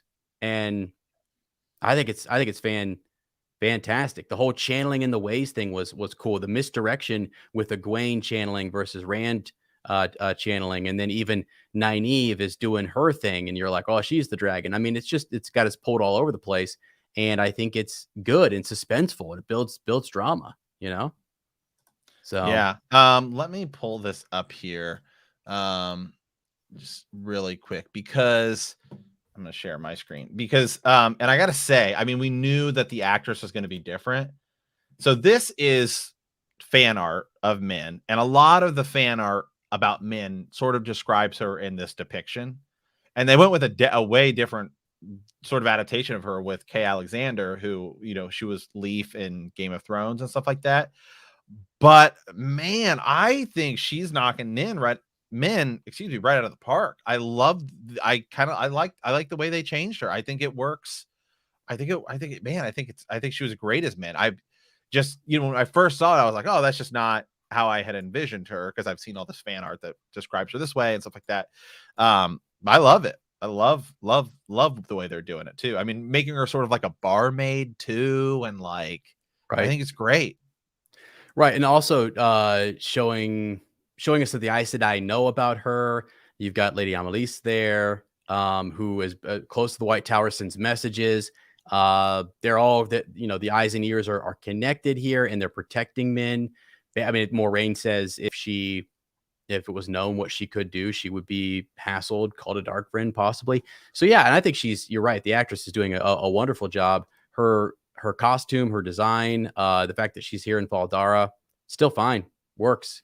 I mean, she was at what was it, the Stag and Lion in Barelon. So she that was kind of it's just a different bar, different place, and still Moraine knows her. It's still just in a different spot, and now it's at a much more needed. Meaningful. Yeah, like the need is great. We really need to rely on her, and it works out. It's almost, again, sort of the wheel weaving as it wills. We're in the ways and we have to divert. The guiding is all mismarked, and who would do this? Loyal's got to take us to Fall Dara, which is cool. So I guess we'll talk about this, and then we can dive in, I guess, to some kind of thoughts, theories about the next episode, because there were some things I thought we would see, perhaps. And then something we did see, which we kind of saw in the preview yesterday, and it's to kind of lead us into predictions, kind of thoughts for next week, and then we can come back and do all sorts of stuff. Yeah, we still, other than the Dark One being in the prison, have we really established a season 1 villain? We see Padan Fain, but we saw Padan Fain in the first episode, and then we've heard the whistling throughout. But again, that's like tiny. You really have to be paying attention to that to sort of your main viewer. If you don't know what's going on, who are you? Are you like, I guess, just the Dark One? And just then we've seen the visions of like Balsamon, perhaps. They don't know that, but right. And what's pretty cool about Padan Fain, and some people were saying they might change him to one of the Forsaken. Guys, leave us a comment about that. We had tons of comments saying Fain is going to be a Forsaken. But yeah, and Emin Valda was also very villainous, the White Cloaks. Now, the Dark One, yeah, is that looming threat that we have to go face. The Dark One's army has been there, so we've only seen the Dark One just in dreams a little bit, hinted at. I really think Padan Fain is going to be revealed as something more, something different, an agent, a direct agent working for the Dark One. We find out later in the books, we find out he's like the Dark One's hound, right? And he is just sent out to find the dragon and track and report information. But he grows into something much more, and something distant, actually, separate from the Dark One. So we'll see if that's what they're going to do there. So right now, if you're just a show watcher, you're looking at Padan Fain and you're saying something fishy. Throw another fish Right. reference in there. Something Right. fishy Well, we about this did guy. remember Perrin did say, I think I just saw Padon Fane. She's like, Mhm. the peddler, he died. He died at the Beltane. Right. And stuff like that. And God, the shot of him that was so cool was when like the lightning in the waves goes off and you can just see him standing there. So cool. And then we see him walk through. So yeah, I mean, knowing just where we're at in the show, we're going to the Eye of the World next episode. I mean, what are sort of our early thoughts of next week, the season finale? Well, I think actually, you just set it up there when we were talking earlier about Podon Fane and the Dark One. So Faldara will have its own issue with someone sneaking around, who works for an agent of the Dark One, who is looking for something. Now we know there's a great question up here. Why would Fane be following them if they don't have the dagger? I don't know. Did Lan throws the garment over it, and maybe he does have it. Not really sure, but he did follow them. He did track them. He's under orders from the Dark One, I believe, to keep eyes on them. So two things set up here. You've got the issue at Faldara and Tarwin's Gap, where our main cast is going to stay. Moraine and Rand, we can tell they've just entered the Blight, and so they will go to the Eye of the World alone. I think they're going to go there and they're going to have their own battle. And those two are going at it with the Dark One. I think we're going all the way there. And we'll see either the Forsaken or some of the Forsaken, the Green Man. I don't know what all we will see, but there's definitely a battle coming to Tarwin's Gap. And that's just, I mean, if you go off of the Eye of the World, that's what happens. So we'll see everyone gather their forces and say, basically, can anyone here channel? I mean, one Aes Sedai would be a great benefit to their forces. So Eye of the World prologue next episode. That could be interesting. If cold we open, do, you mean? we Yeah. know that Luce Theron has been cast. Yeah. Yeah, for sure. That'd be awesome. So yeah, I guess where I'm at is I think I agree with you. I think we're going to be in two separate sort of forces here. You're going to have Rand and Moraine go to the Eye of the World. Trollocs and everything come to Tyrant's Gap, right? The whole deal. Yeah. We're going to be fighting there. I think it's possible even some reinforcements show up, right? Because remember they said, "Hey, send message that to go find Matt Cawthon." Maybe that was supposed to happen, and then Matt was actually supposed to show up with more Aes Sedai or something, and we have this sort of fight potentially. Yeah. We know there's the shot. Remember, it was in one of the, it was like behind the scenes trailer where we see the forces riding. Remember, they're on the beach and there's like a car filming. Right. So we know we're gonna get that. Lan could be leading forces there. And then I think we're gonna have Rand and Moraine at the Eye of the World. Sure. And I think it's definitely gonna be different because I think whether it's Padon Fane and Balsamon / Ashamael, or they just maybe do something. Remember, because we keep seeing this guy in the dreams with the glowing eyes. Right. Or maybe they just sort of blend them even further, just it is Ashamael and like we go down this route, right? We go down this route of perhaps, I don't know, showing, I don't know. It's something's going to happen to where you have to build suspense at the Eye of the World to not just make it a fight. Because remember, they keep talking about what if the dragon joins the Dark One? Yeah. Yeah, I get you. And so, yeah, so they're going there. Some folks we have some comments in here talking about the idea that maybe Lan might try to track, like Nynaeve and Lan might say, okay, we're going after them. We're not letting them go alone.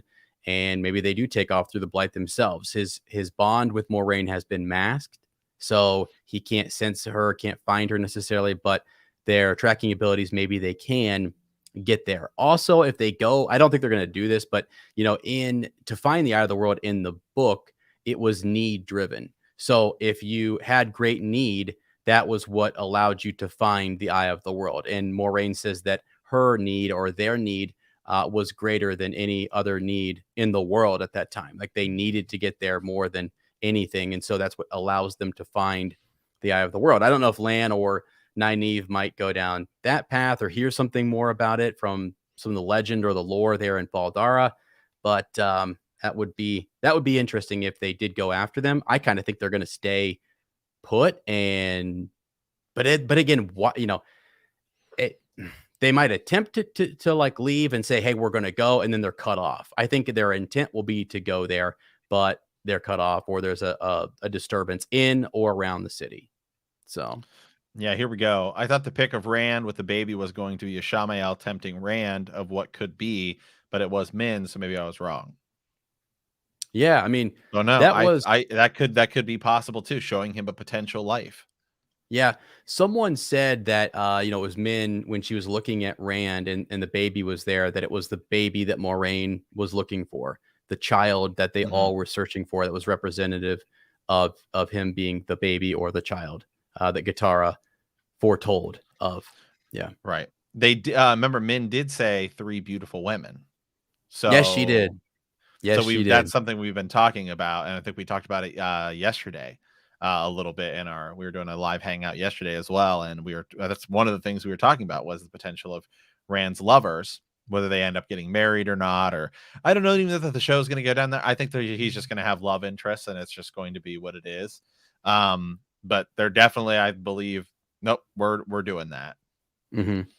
Yeah, which is cool. There was a lot of joking going on. There was a reference to the circus chapters, a menagerie. Oh it was there. The references were there, and we've been making a lot of jokes about it, like it's something they could cut. But it seems like Min foresaw it, so we will see. Although Rand's not really around that, it's kind of funny that maybe of the beautiful women that are around him, one of them will be, and so that was kind of fascinating.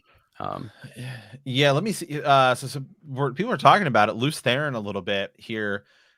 We do know Lews Therin has been cast. I think it's going to be explained. I think next episode we will get that. We will get some of the Eliana, chapter, just because Moraine and Rand are she's gonna have to tell him stuff. I think he's gonna ask about the dragon, and she's gonna give him the backstory. We'll do a little bit of a lore dump there. Right. And even if he does, you talked about earlier the idea that the Dark One might try to convince or bring Rand or the dragon over to his side. He could also shed some light on that or talk about it. So Moraine could on the way, and then the Dark One distorts it and gives him maybe a different vision, or speaks to just Lews Therin, and that would send a chill down your spine, right? If he speaks not to Rand but to Lews Therin, and all of a sudden you have that going on.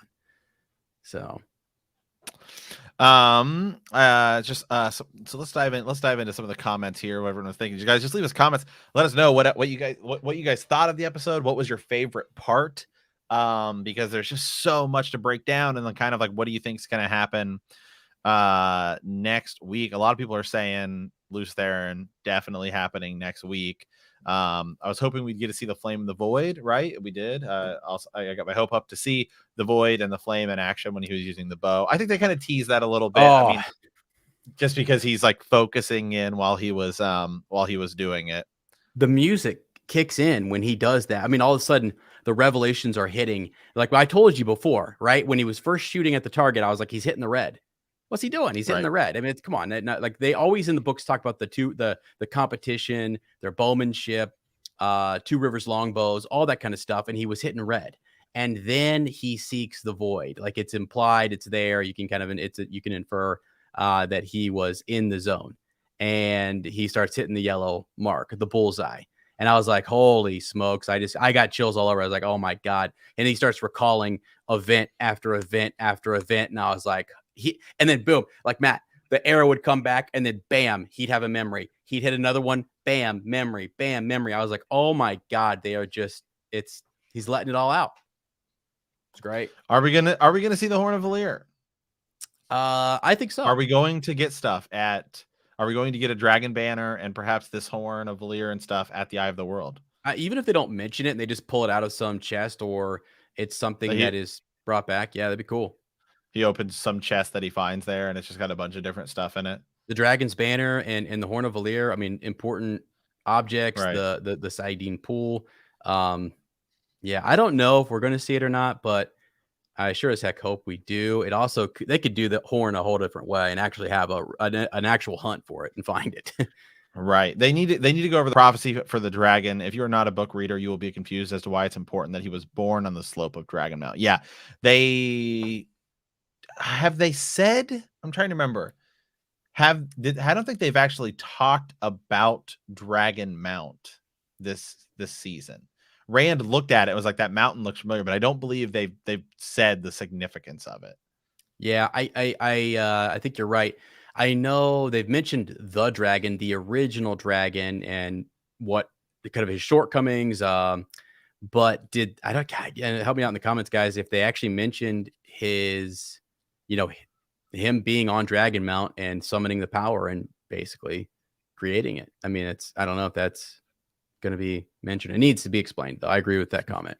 Need more. Lan gives Nynaeve his ring and asks to go steady. Okay. What did you think of the relationships, man? I mean, what do you think of all that? Like again, Rand I and love Egwene, not Nynaeve and Lan. Yeah, I do think Egwene and Rand is going again. We talked about this well before season 1, especially when we hadn't seen Elaine cast, and we were talking about. I think they're going to have to push the Egwene Rand romance further because otherwise, it would be over by like episode 2. It's like, well, hold on a second. I mean, so you need that, and then we also talked about go back and look at our episodes, and people were criticizing and saying there's no way. People were criticizing us and stuff like that. Right. We said, I'm pretty sure we did a full episode just on Nynaeve and Lan's romance, saying you're gonna have to push it out and expand it more. Yeah, show And us they more are. earlier, and they are. And that is fantastic. That is fantastic. I'm loving that they're doing that. Yeah. Yeah, it was great. Again, there's just a lot of Yeah, it was the very first episode I felt every character had good pacing. It was, yes, I agree, and I think having them all in the same room, which we haven't had, right? Talking to each other gives them time to all be their own characters, where I think it was an episode 4, I want to say. Yeah, that's the Logain episode. Like Egwene and Perrin get like almost shortchanged because we only have time to cut to them for a second. Right. Yeah, no, it was good. It was a good spread. I think you said even during our watch that, can you imagine if Matt was there? You know, it actually did sort of open up the dialogue for everyone else in that room to discuss and get to know one another, talk a bit more. I was surprised, by the way, the Egwene Perrin stuff. That was shocking. I thought I didn't think they were going to do that at all. And then also the Machin telling Perrin that you killed Layla because you loved another. Yeah, now that's where the lies come in. I think it can hint towards, or it can pull on some various, I don't know, wisp of truth, but it's not. That seems to be wrong. And I think what Perrin said was true, is that he did love, Layla.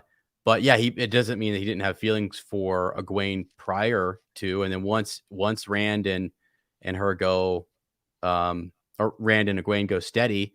Okay, she's made her choice, and then he did propose on the same day, but who knows? Maybe the timing is different. Maybe he was already over Egwene, and who knows? They didn't. Yeah, really people seem pretty split over Perrin and Egwene. Right, feel like it's just a way to cause drama. It was unnecessary. Didn't like it. Yeah, it's definitely different. And I will also agree, I guess, unless it becomes important later, I don't really understand the purpose of it just yet.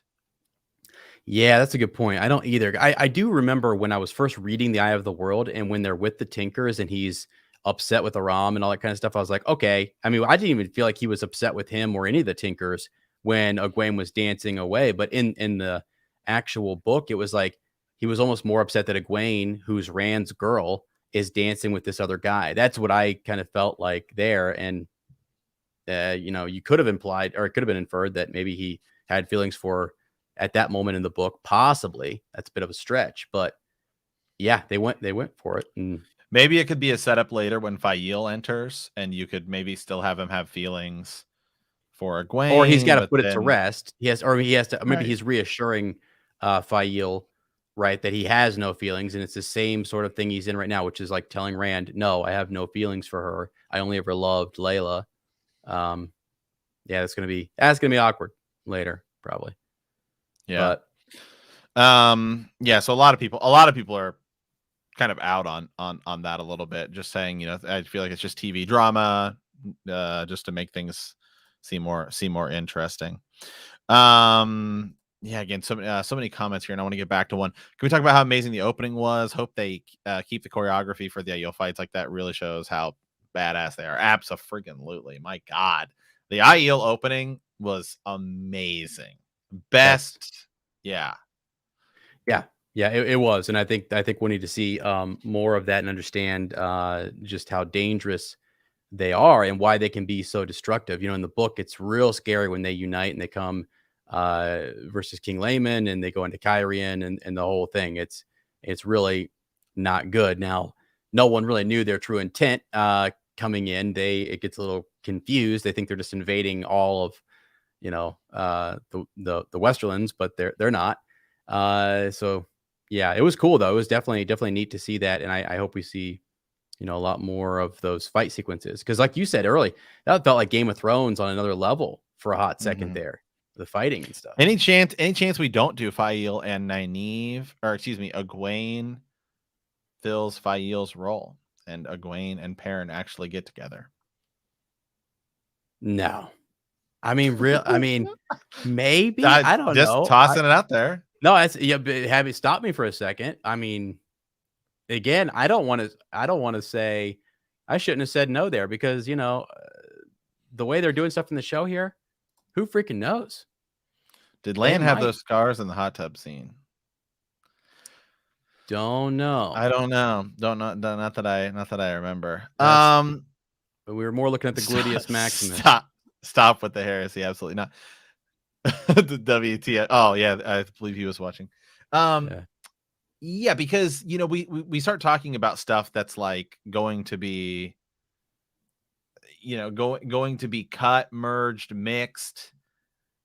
Because I think I'm still right now. I would say that I'm still, I'm still on the train of I don't know that we're gonna get a Lyda, and that Leandrin's gonna fill some of that role since they've already been teasing the sort of the descent she's growing in the tower. Mhm. Yeah. So, but could you cut out Fael? I don't know. I don't know, man. Yeah, I don't know. Well, again, I mean, when you talk about cutting out a Lida, it's also crazy too. Like, she's the Amerlin. Right. She And is the somebody next actually, that's Amerlin. what it was. Somebody asked us about that. It was Stephanie Milligan, perhaps. She's in here quite a bit. She asked about that. We can talk about it. I don't have the quote now. It's too far back in the thread. Sorry about that. But she did Blue she asked about Min's vision saying that the Amerlin will be your undoing. Yeah, so again, if you're gonna blend Leandrin and Elida, then it's Leandrin, and we've already seen a lot of that conflict in contrast. We probably will not get Moraine. I don't know. Well, maybe we still could in Camelin, the whole Camelin piece and how they're gonna weave the search for the horn, maybe, or all that stuff. Who knows? Are they gonna instead of Kyrian, do they go to Camelin next season? I have no freaking clue. But yeah, it will be interesting if they blend the characters, then it's going to be important for Leandrin to have that gift of foretelling as well. So you have to give that to her, and then you have to find someone else to take the girls on a Black Aja, hunt or whatever. You know, who knows? People are So talking about that the veil should have been up um while she was fighting. She was caught off guard giving birth. Yeah. yeah, Um it's only down for a little bit. It's yeah. up for most And of it. I think also too, I mean, that's what I think when we do meet the Maidens of the Spear and we get more into full Aiel and many episodes, I think it's also just sort of a way to give that actress a little so you can actually see her face, and she's only, I Yeah, mean, she's an important character that we're only getting for, you know, like 10, I don't even know how many minutes total, 3 minutes probably of screen time. So Right. I would say that that's probably one of the reasons they did it, too. And she was fantastic in that role. I mean, the stunt she's doing was awesome. Yeah. Yeah, for sure. Couple things here. What If did you your guys water think? if your water breaks, you get a break. Agreed. Wow. Okay. Um, what did you guys think about when Moraine said to Lan that she likes Nynaeve? She likes her. It's Yeah. honestly, the more when you read the books, I kept waiting for Moraine to say something like that to him directly, but it's all, I don't know, private between those two. Again, this is where I think the show does a good job of showing us things that aren't in the books that probably were there. That probably is a meeting, whether it's in Faldara or somewhere else. But she probably did say at one point to Lan privately, I know what's going on. I do like that. I do like her, whatever. I feel like because she sets all of this up to protect land for her later on once she's able to become full Aes Sedai. Again, it's more technical in the book because Nynaeve has to go through tower training and all that stuff too. But I thought it was cool that she came right out and said it. So What did you think of um what did you think of Nynaeve being called an Aes Sedai? And they were like it will land like his family, right? Did you think, yeah. hey, what's that did they think that he was her warder or something? Yeah, no, it's again, I don't know how much was said there. Looks like he got right in there and was able to talk to them. Moraine knew that he needed to say some goodbyes because they're going to the eye of the world, and this might be the last chance he has to go have a night like that. So it was cool that she's mistaken for an Aes Sedai. That will happen later on in the series. They'll go undercover, and so that's the first sort of mention of that. And Nynaeve is the one who doesn't necessarily want to join up with the White Tower and is very combative and questioning of Moraine. And that's why I think it's so interesting that Moraine does like her the way that she does. And she appreciates her leadership, her questioning, her pushback, and all of that. I think it's a good thing. Right now, Egwene still seems really innocent of all of them and still seems to be the one who, yes, let's just do what's right and has a pure heart, wants to kind of this is the right thing to do. We need to go do it. And yeah. So This could be a change too, at least much earlier on. Will Moraine pass the bond to Nynaeve? directly, I think she will. I don't think there'll be any slipping around that. That's a great question. And I think if you're going to make a change in the show, of all the changes they've made, like why go through the extra hoop jumping there? And Right. it just makes a more direct connection between those two individuals. And I think there's a great appreciation that Nynaeve would get from Moraine just doing that. So Yeah. yeah. Yeah.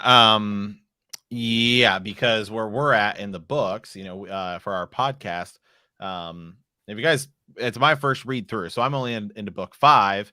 Well, where I'm at right now, I'm like, hey, this would be a perfect thing. I do know a little bit that kind of happens that there is, yeah, Mhm. but ultimately, I agree. I think that would be a good spot to do it.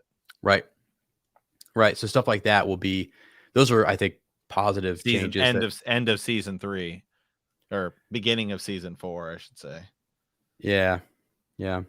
Um, Let's see here. Oh man, there's so much, so many comments. Yeah, what about the Shan Chan for the next episode? I really need to see 100 Shan Chan ships. After that, the episode is finished. Now we did talk about that a little bit. Hey, there's ships disappearing off the west. right. We did. Yeah, we had our blue sister saying that back at the tower was going to go there and check it out. That's why she wanted Moraine to stay in the tower. I think, yeah, we're going to see those ships, and it wouldn't surprise me if it is a post credit scene.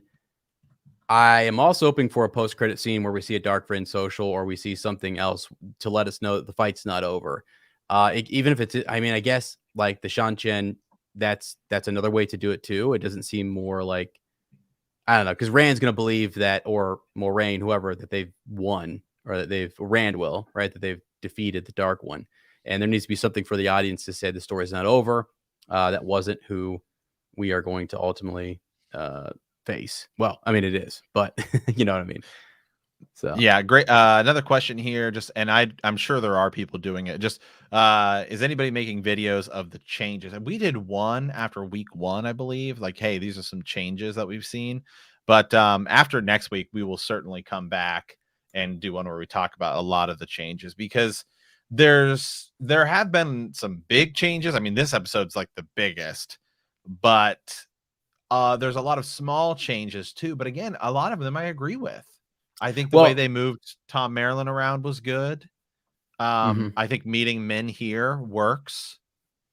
Yeah. Yeah, it does, it does, and there again, those additional scenes, I mean, these additional scenes between Rand and Egwene, developing that relationship, I think not Nynaeve and Lan, Moraine and Lan, all the extra side pieces, the in the private quarters or the tent or whatever where you're showing us these conversations, they weren't always there in the books, and Rafe is doing it. He's actually he's extending the story a little bit, although to do it, he has to change it and has to move some pieces around. I still think it's I think it's great. What So do you think that, how do you think this episode or these next two episodes would have gone had Matt been there? great question.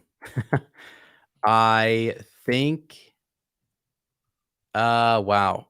I think it would have still Rand figures out what he figures out. I think there's just one more guy given lines about adding into the conversation of what do we do. I actually think maybe he talks with Pot on Fane. I think there was some stuff probably shot between him because he's the one who knows him. And even if Perrin's the one who sees him in this episode, I think maybe it was Matt who was supposed to see him.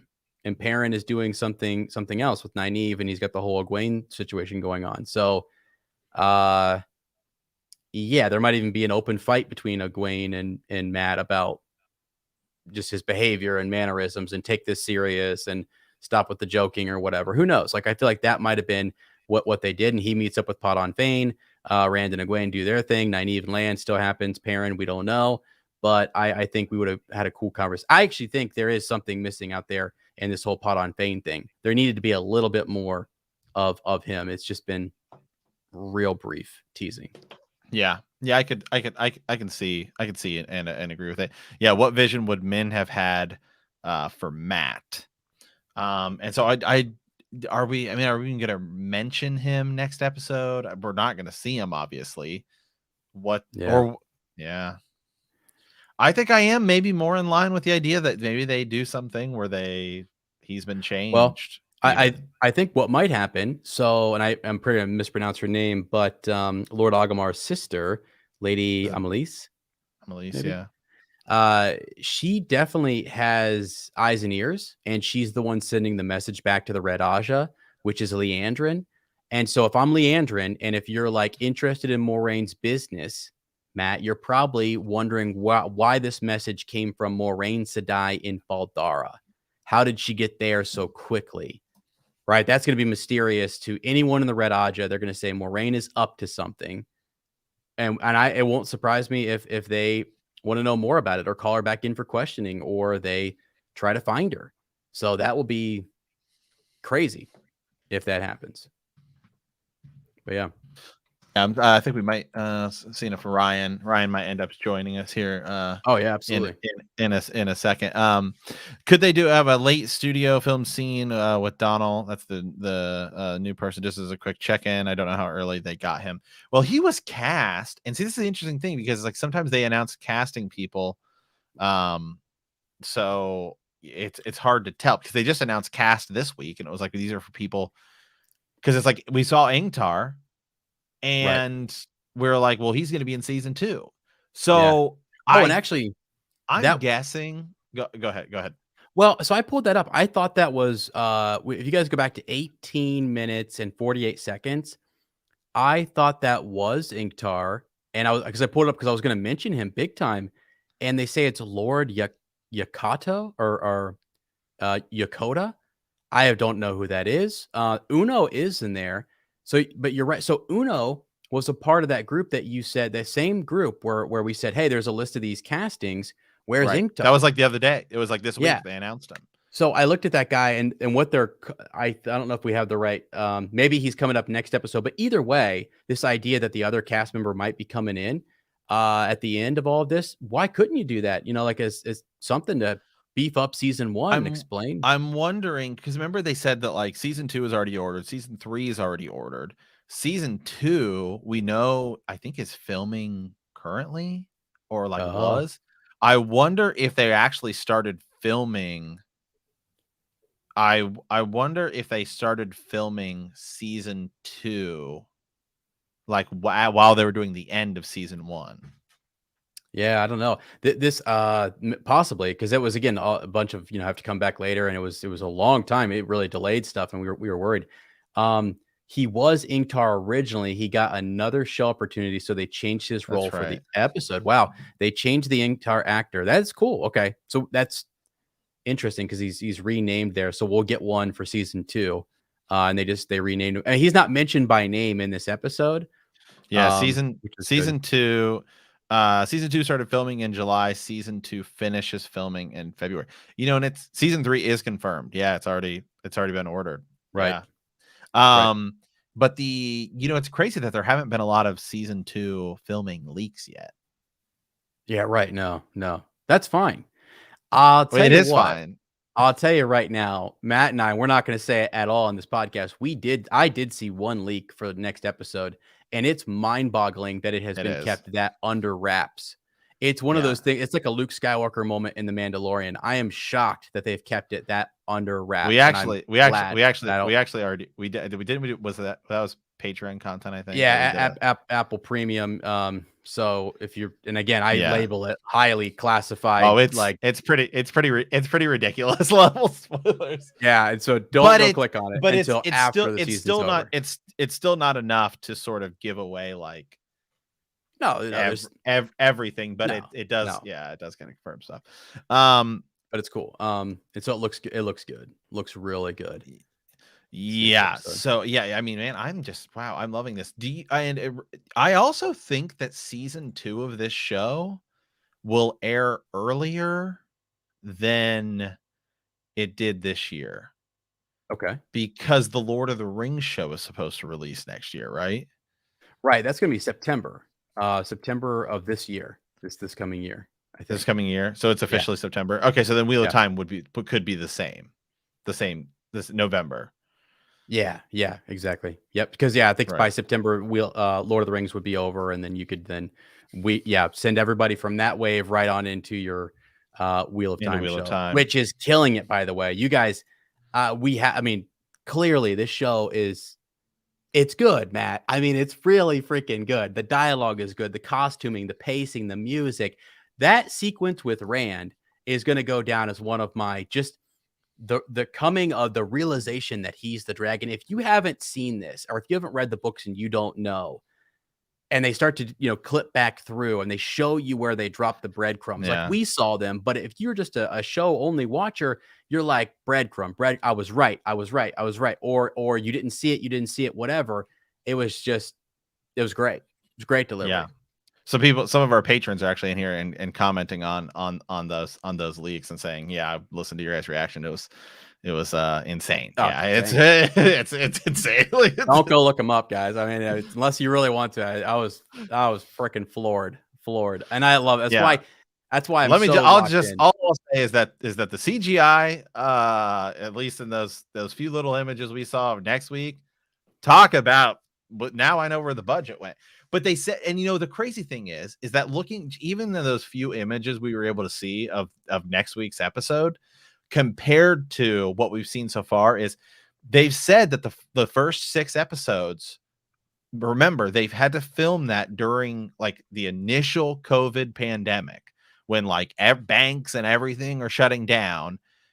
And they said that the CGI and practical effects and a lot of that stuff was the most impacted. Yeah. And so because even in what we've seen as of those few things from next week, it's like, and even what we saw today, it's like there is a difference in production quality between the two. Just this week's episode, the few images I've seen of next week's, and the first 6, there is a distinct difference.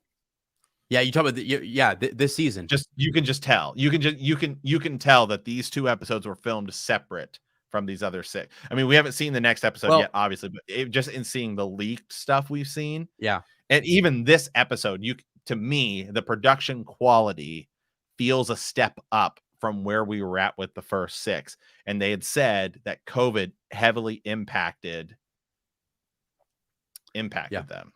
Yeah, I'm with you, man. Here's the thing: you have a chance during that break. You try to find the positives where you can. Have people watch it, take a look at some of the cuts, look at some of whatever. And I think the studio and people who come in and beta test some of this stuff said this show is killing it, and they went and said throw some extra dollars here at the end. Or let's take this to another Yeah. level. I don't know because it is awesome. I do like Nicole's comment here. One thing that is a bit annoying with streaming service shows is the inconsistency when they air them, but at least they take their time. Yeah, it's different than network television because like network television shows, even like the good ones, it's a much smaller production because they're usually doing like 26 episode seasons, whereas streaming shows, I mean, like, and it's just so hard. I mean, look at Stranger Things. It feels like we've been waiting like for Stranger Things season 4 for like Oh yeah, 2 years, 3 I know. years and stuff like that. Like how Game of Thrones was actually until the final season, how it came out like every year on the Right? Yeah, dot. yeah. It's like how'd they pull that up? Well, Because so many other shows, it feels like sometimes it's like you get season 1, you get season 2, you wait a year, you get season 3, you wait 2 years, you get season 4. It's like right, and the show could grow, but I right now, everything for Wheel of Time, it looks really good and really promising. I mean, it feels like we've got season 2 already filming, we're already doing our thing, and we're moving right along. That even might be a bit why the recasting took place, is we just didn't have time. It was too much money, too many jobs, too many things going on, and so that might have been what happened with Barney, is just gets in a bad spot where you can't come back or didn't want to or whatever because of COVID and stuff, and the studios move forward. So, anyway, yeah, yeah. How many seasons do you think this will take? I As think many as everybody's yeah, yeah, but 8 seems to be what everyone's saying. and I think everyone's trying to hit that sweet spot of 8. I think that's, sometimes people feel like 10 is a bit too much, but 8 seems to be, I don't know. I mean, we want 10? Yeah. You know? Yeah. Did I And want 14? Sure, I did. I think But you could do, if you do, because again, it just depends. If you do maybe a couple in like season 4 or 5, maybe you do a 9 episode season, or you do a one episode that's like an hour and 40 minutes or so, something, you squeeze in one really long one in there. Cause you look at like the Mandalorian, and it's like, wow, Mandalorian, it's like, well, we'll have a 20, there's like a 30-minute episode, then an hour long episode. I mean, these are going to yeah. have to be longer. And Game of Thrones did that toward the end. Remember in season 6, we got some episodes that were over an hour, like an hour and 10 minutes. So maybe you could do something like that too. Right. Now, as soon as you start bringing up Game of Thrones and all the seasons, Well, people I are know, gonna, I know. Yeah. hey. No, I know. It's not good. I mean, I think they're doing, honestly, The like, advantage is that these books are written. they are, and you can actually know when to, like, whatever they left out here, if there's something important that they wanna weave back in later, like, if they decide to bring Elias in at some point, not that they would or even need to, but would we all freak out about it and be like, "Oh my freaking god," and if it matters and makes sense later, possibly, they're the ones storyboarding it out. They have Right. tons. There's so much to Yeah, I agreed here too, and we've talked about this plenty of times too. These books could have been less. There's a lot of descriptions that's nice, but with a visual media, it's really easy to cut down um on that too. And again, same thing too is with television. It's like it's so much easier. You don't have to show. There's a lot of things that happen over and over and over again. You don't have to show that as often to get like that. And again, we've talked about this too, like right here, books 7 through 9 could be one season. You and I have talked about, I still believe next season is going to be a blend of 2 and 3. yeah, for sure. Definitely, which is fine, which is totally fine. That's doable. And this was important to lay a good foundation here. The Eye of the World is such a climactic kind of, scene and moment that you have to have it and you have to build up to it. And it's great. And I think you have 2 of those coming up. The first 3 books all have that. I mean, every book people are going to say has those moments, but there's so many details in the first book that are necessary. And we're not so sure that, I mean, you have a whole book in The Dragon Reborn where Rand is just moody and trying to avoid people and off on his own. I wanted to bring up something here though, Matt. This is kind of cool. That Lady Amelise, right? Lord Agamar's sister. I might be saying her name wrong, by the way. Apologies for that. Did you notice how she had a ring, but she didn't have a Yes, stone in it?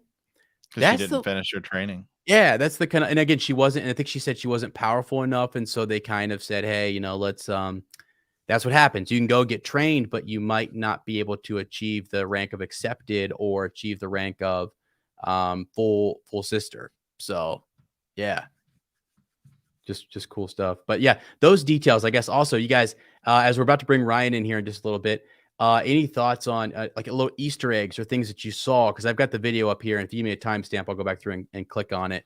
But there were some. I'm just, again, right after watching it, there's a lot. Man, I just love this episode.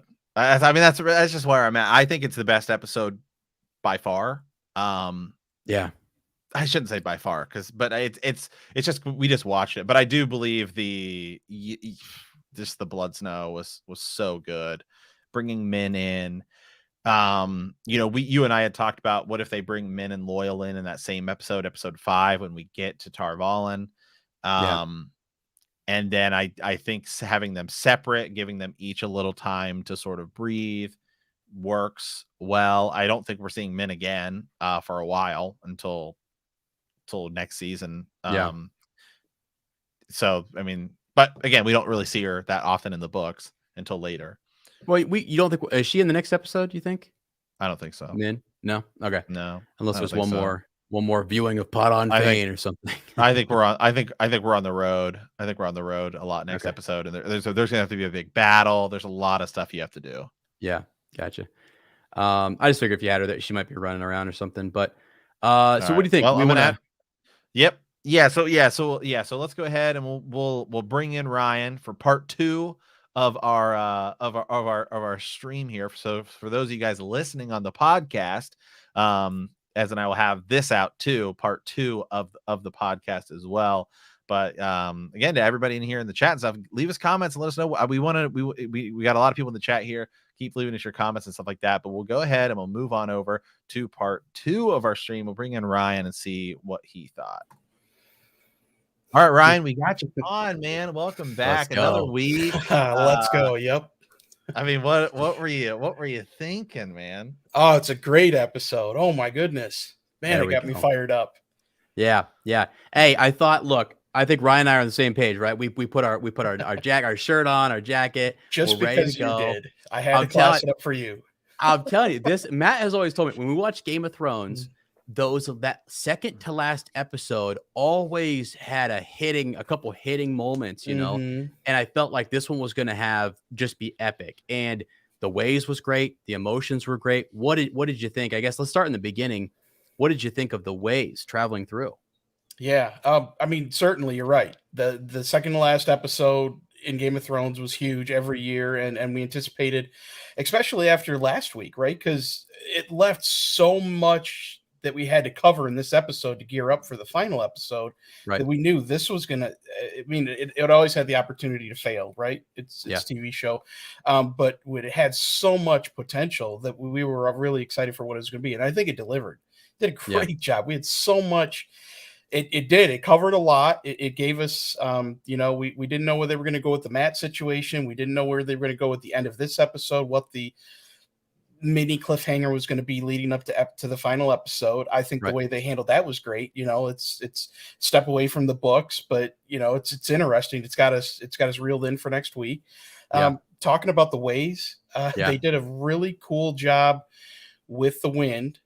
They give us a little bit. I think we're being followed, so we get that from the book, which I think was important, especially when they show us, without showing us, that it's Padan that's coming out afterward, and now we're seeing glimpses of him in the city.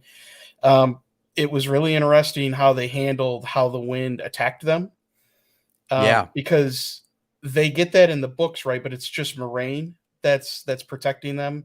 Right. As they're scrambling, right, they hit the dead end. They have to backtrack. Now they've got the wind coming at them, and it's frantic, chaotic in the book. So they went a little bit different. But it was really interesting to see, and I really enjoyed what they did with how the wind treated each of the characters. Yeah. And then you just see how devastated they are once they leave the way, right? They get out of the way gate, and they're suffering, and then they move past it, right? The episode doesn't linger on that. But that was.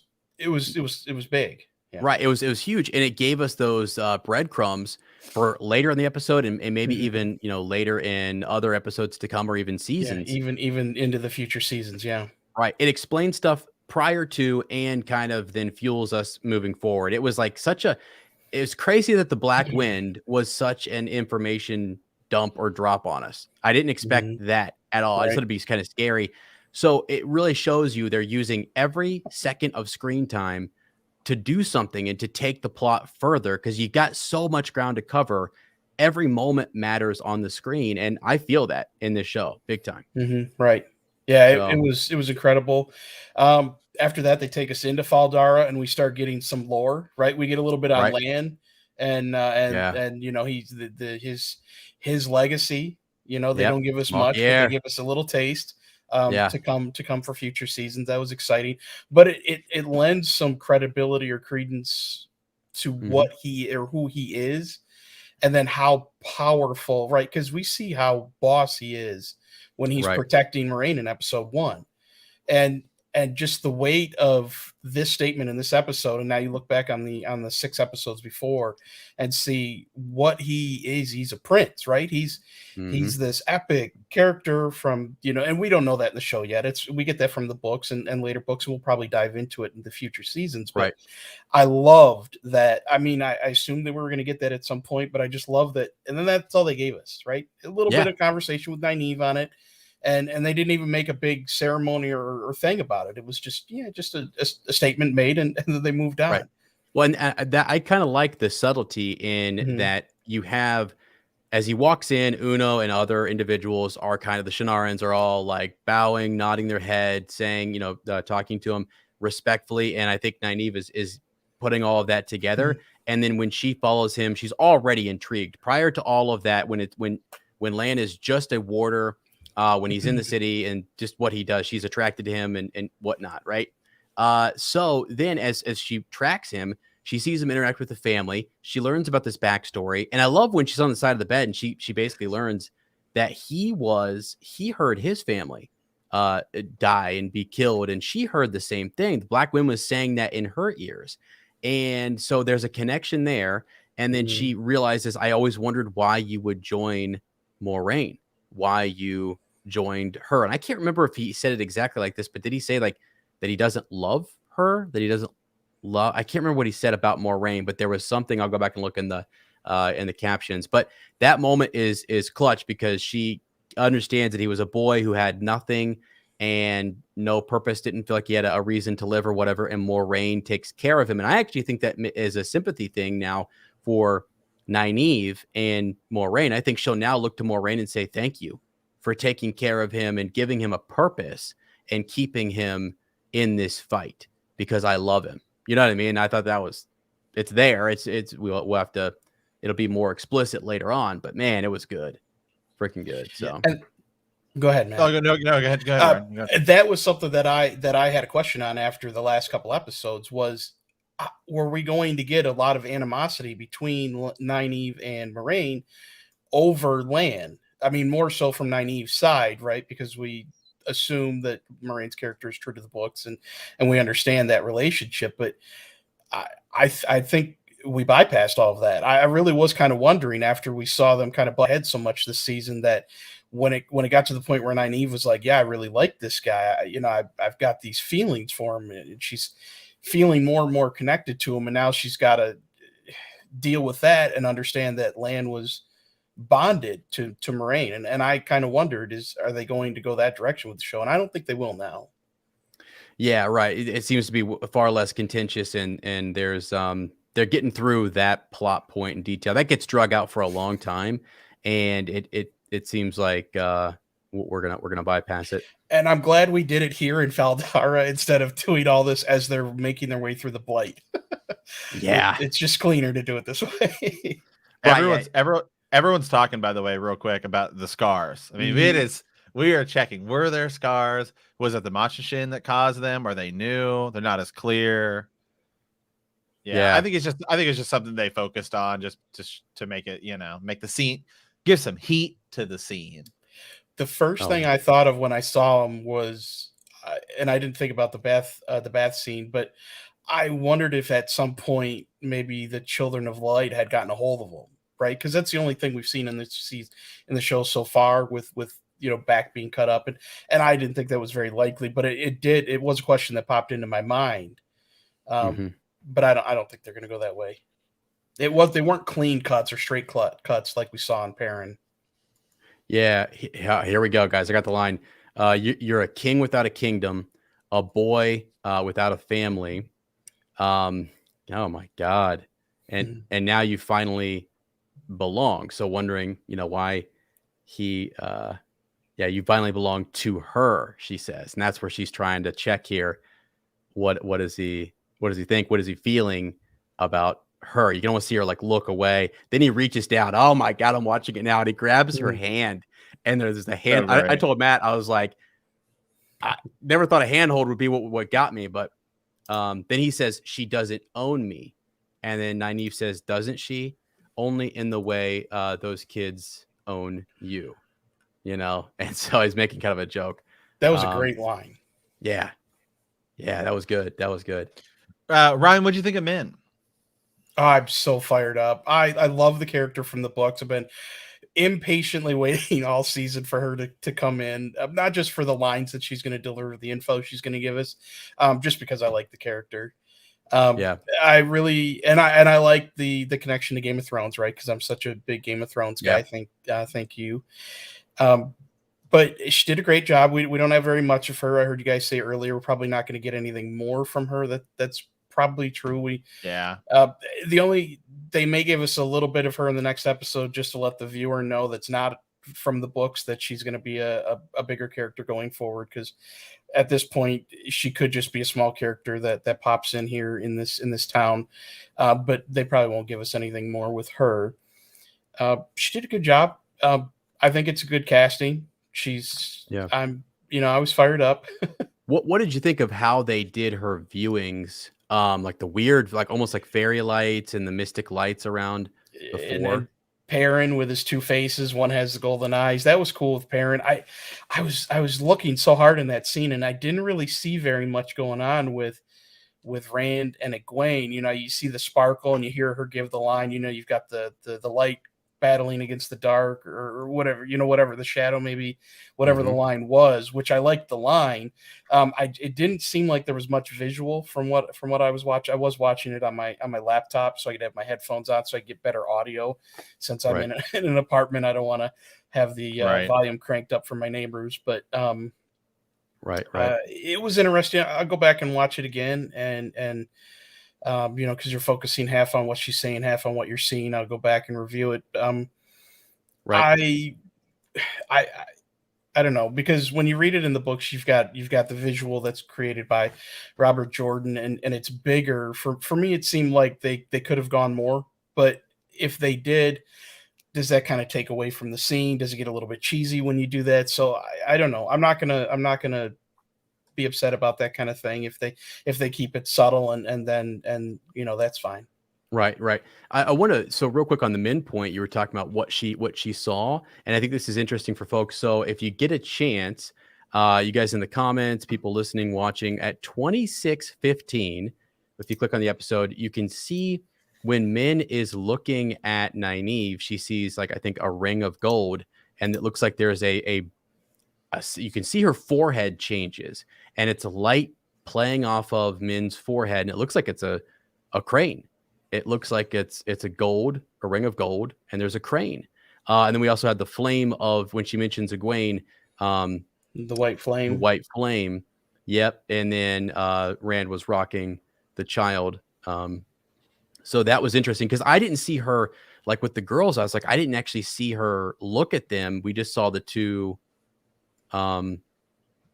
boys, but if you watch her forehead, you can see the flame flicker across her forehead, and then it lights up to what looks like a crane. Which I missed that then. Crazy. I just saw it because I had time while you were talking to go back and look. Yeah, this is definitely I've rewatched all the episodes, but this is you gotta rewatch it too. Right. There is a lot going on in that scene, though. Right. There's a lot of conversation happening, and they're over there doing their own thing. It's also a beautifully shot scene too, when Egwene is just taking a drink or something there. I just want to sit down in that room and just hang out and have a drink there with everybody. My God, that looked so cool. Yeah. Do you think Nynaeve was wondering whether the bond was blocked before or after?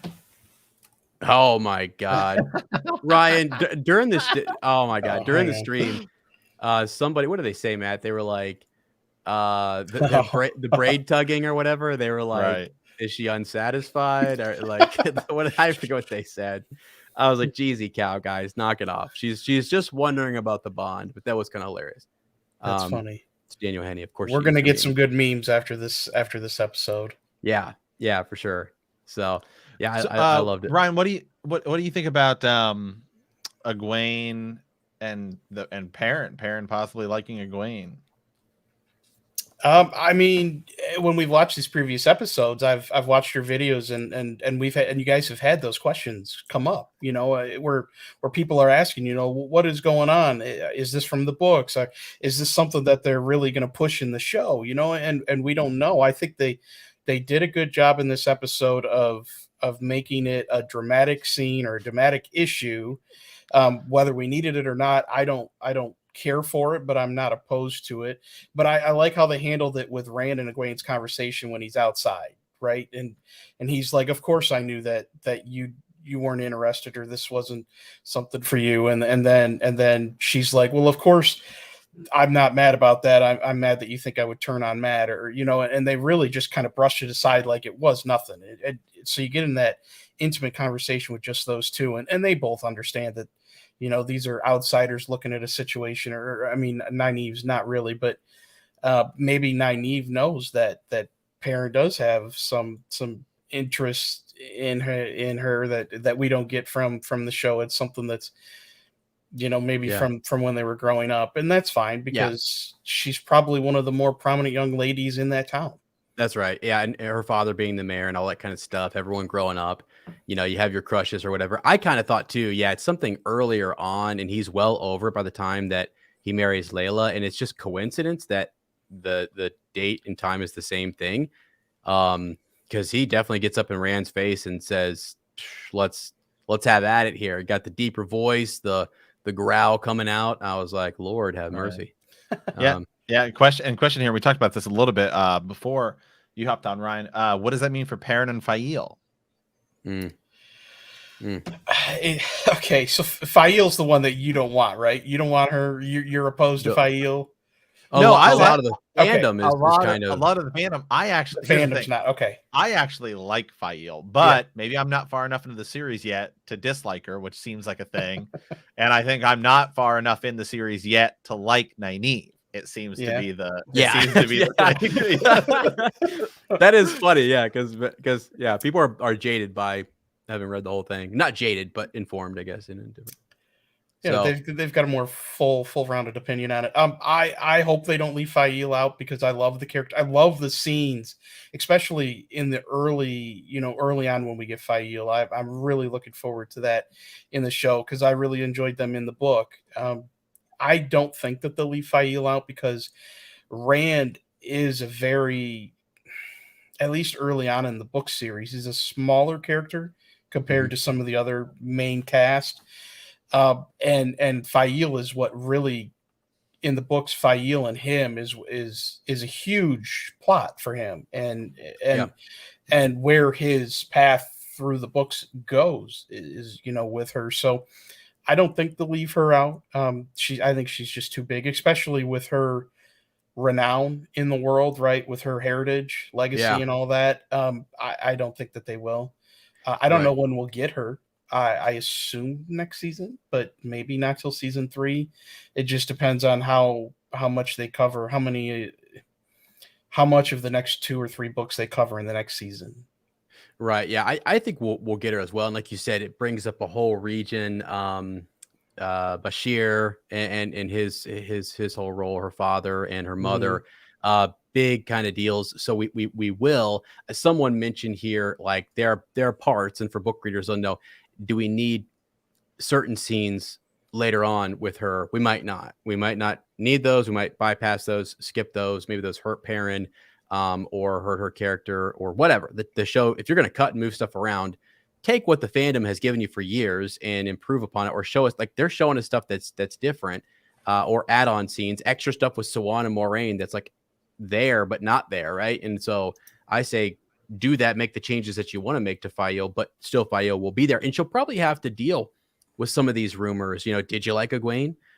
What, helping him heal from losing his family and his wife. I think she'll be that will be interesting, and that's a dynamic. The Wheel of Time is about relationships, it's about friendships, it's about all these different things. It's about men and women and different groups of people working together.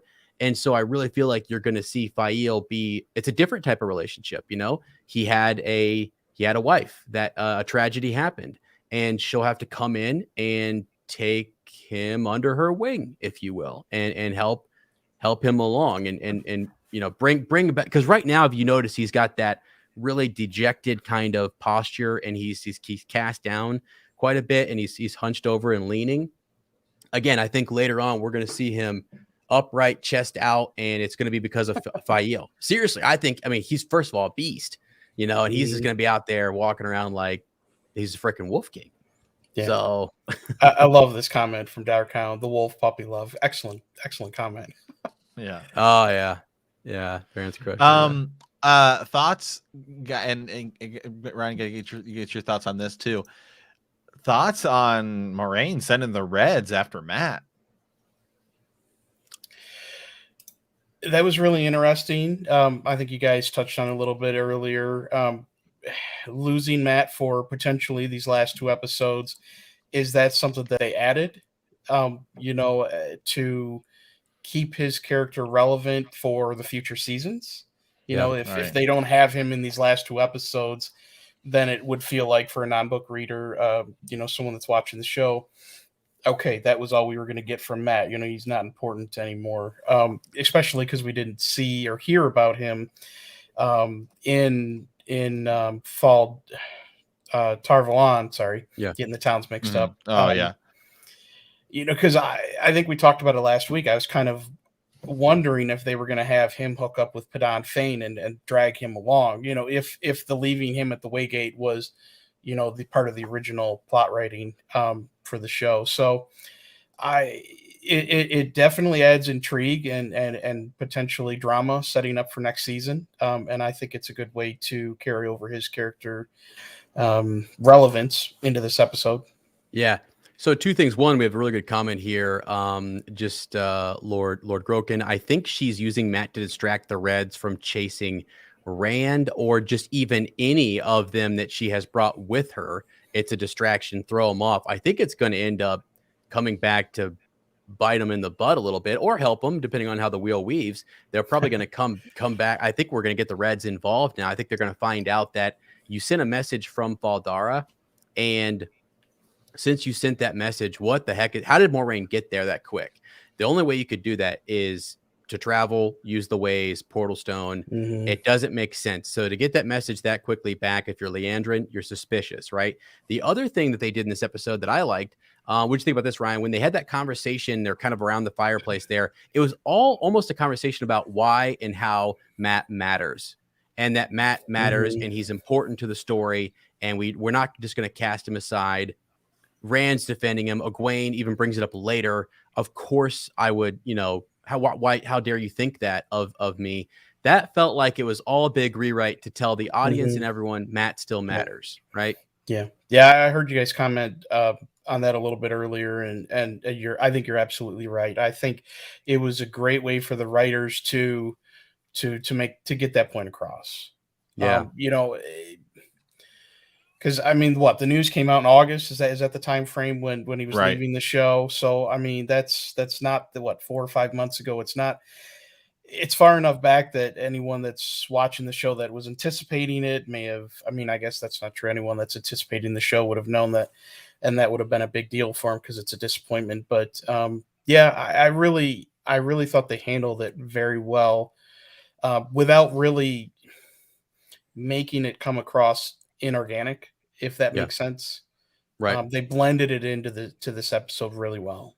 So someone, so 2 comments here. Matt's got one up. We've got having Aes Sedai chasing Matt will reinforce his distrust of them, and doing his own thing, right? The Foxhead Medallion, all that stuff that we see in the books, right? Is going to be important.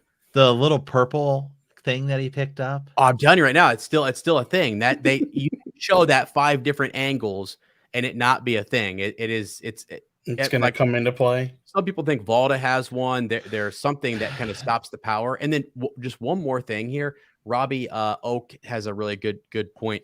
Don't forget that Leandrin confronted Moraine, specifically naming Matt Cawthon of the group that she had. I wonder, Matt, if they didn't put that in, you wonder what all they did to the episode right prior to, because we talked about the changes right at the end.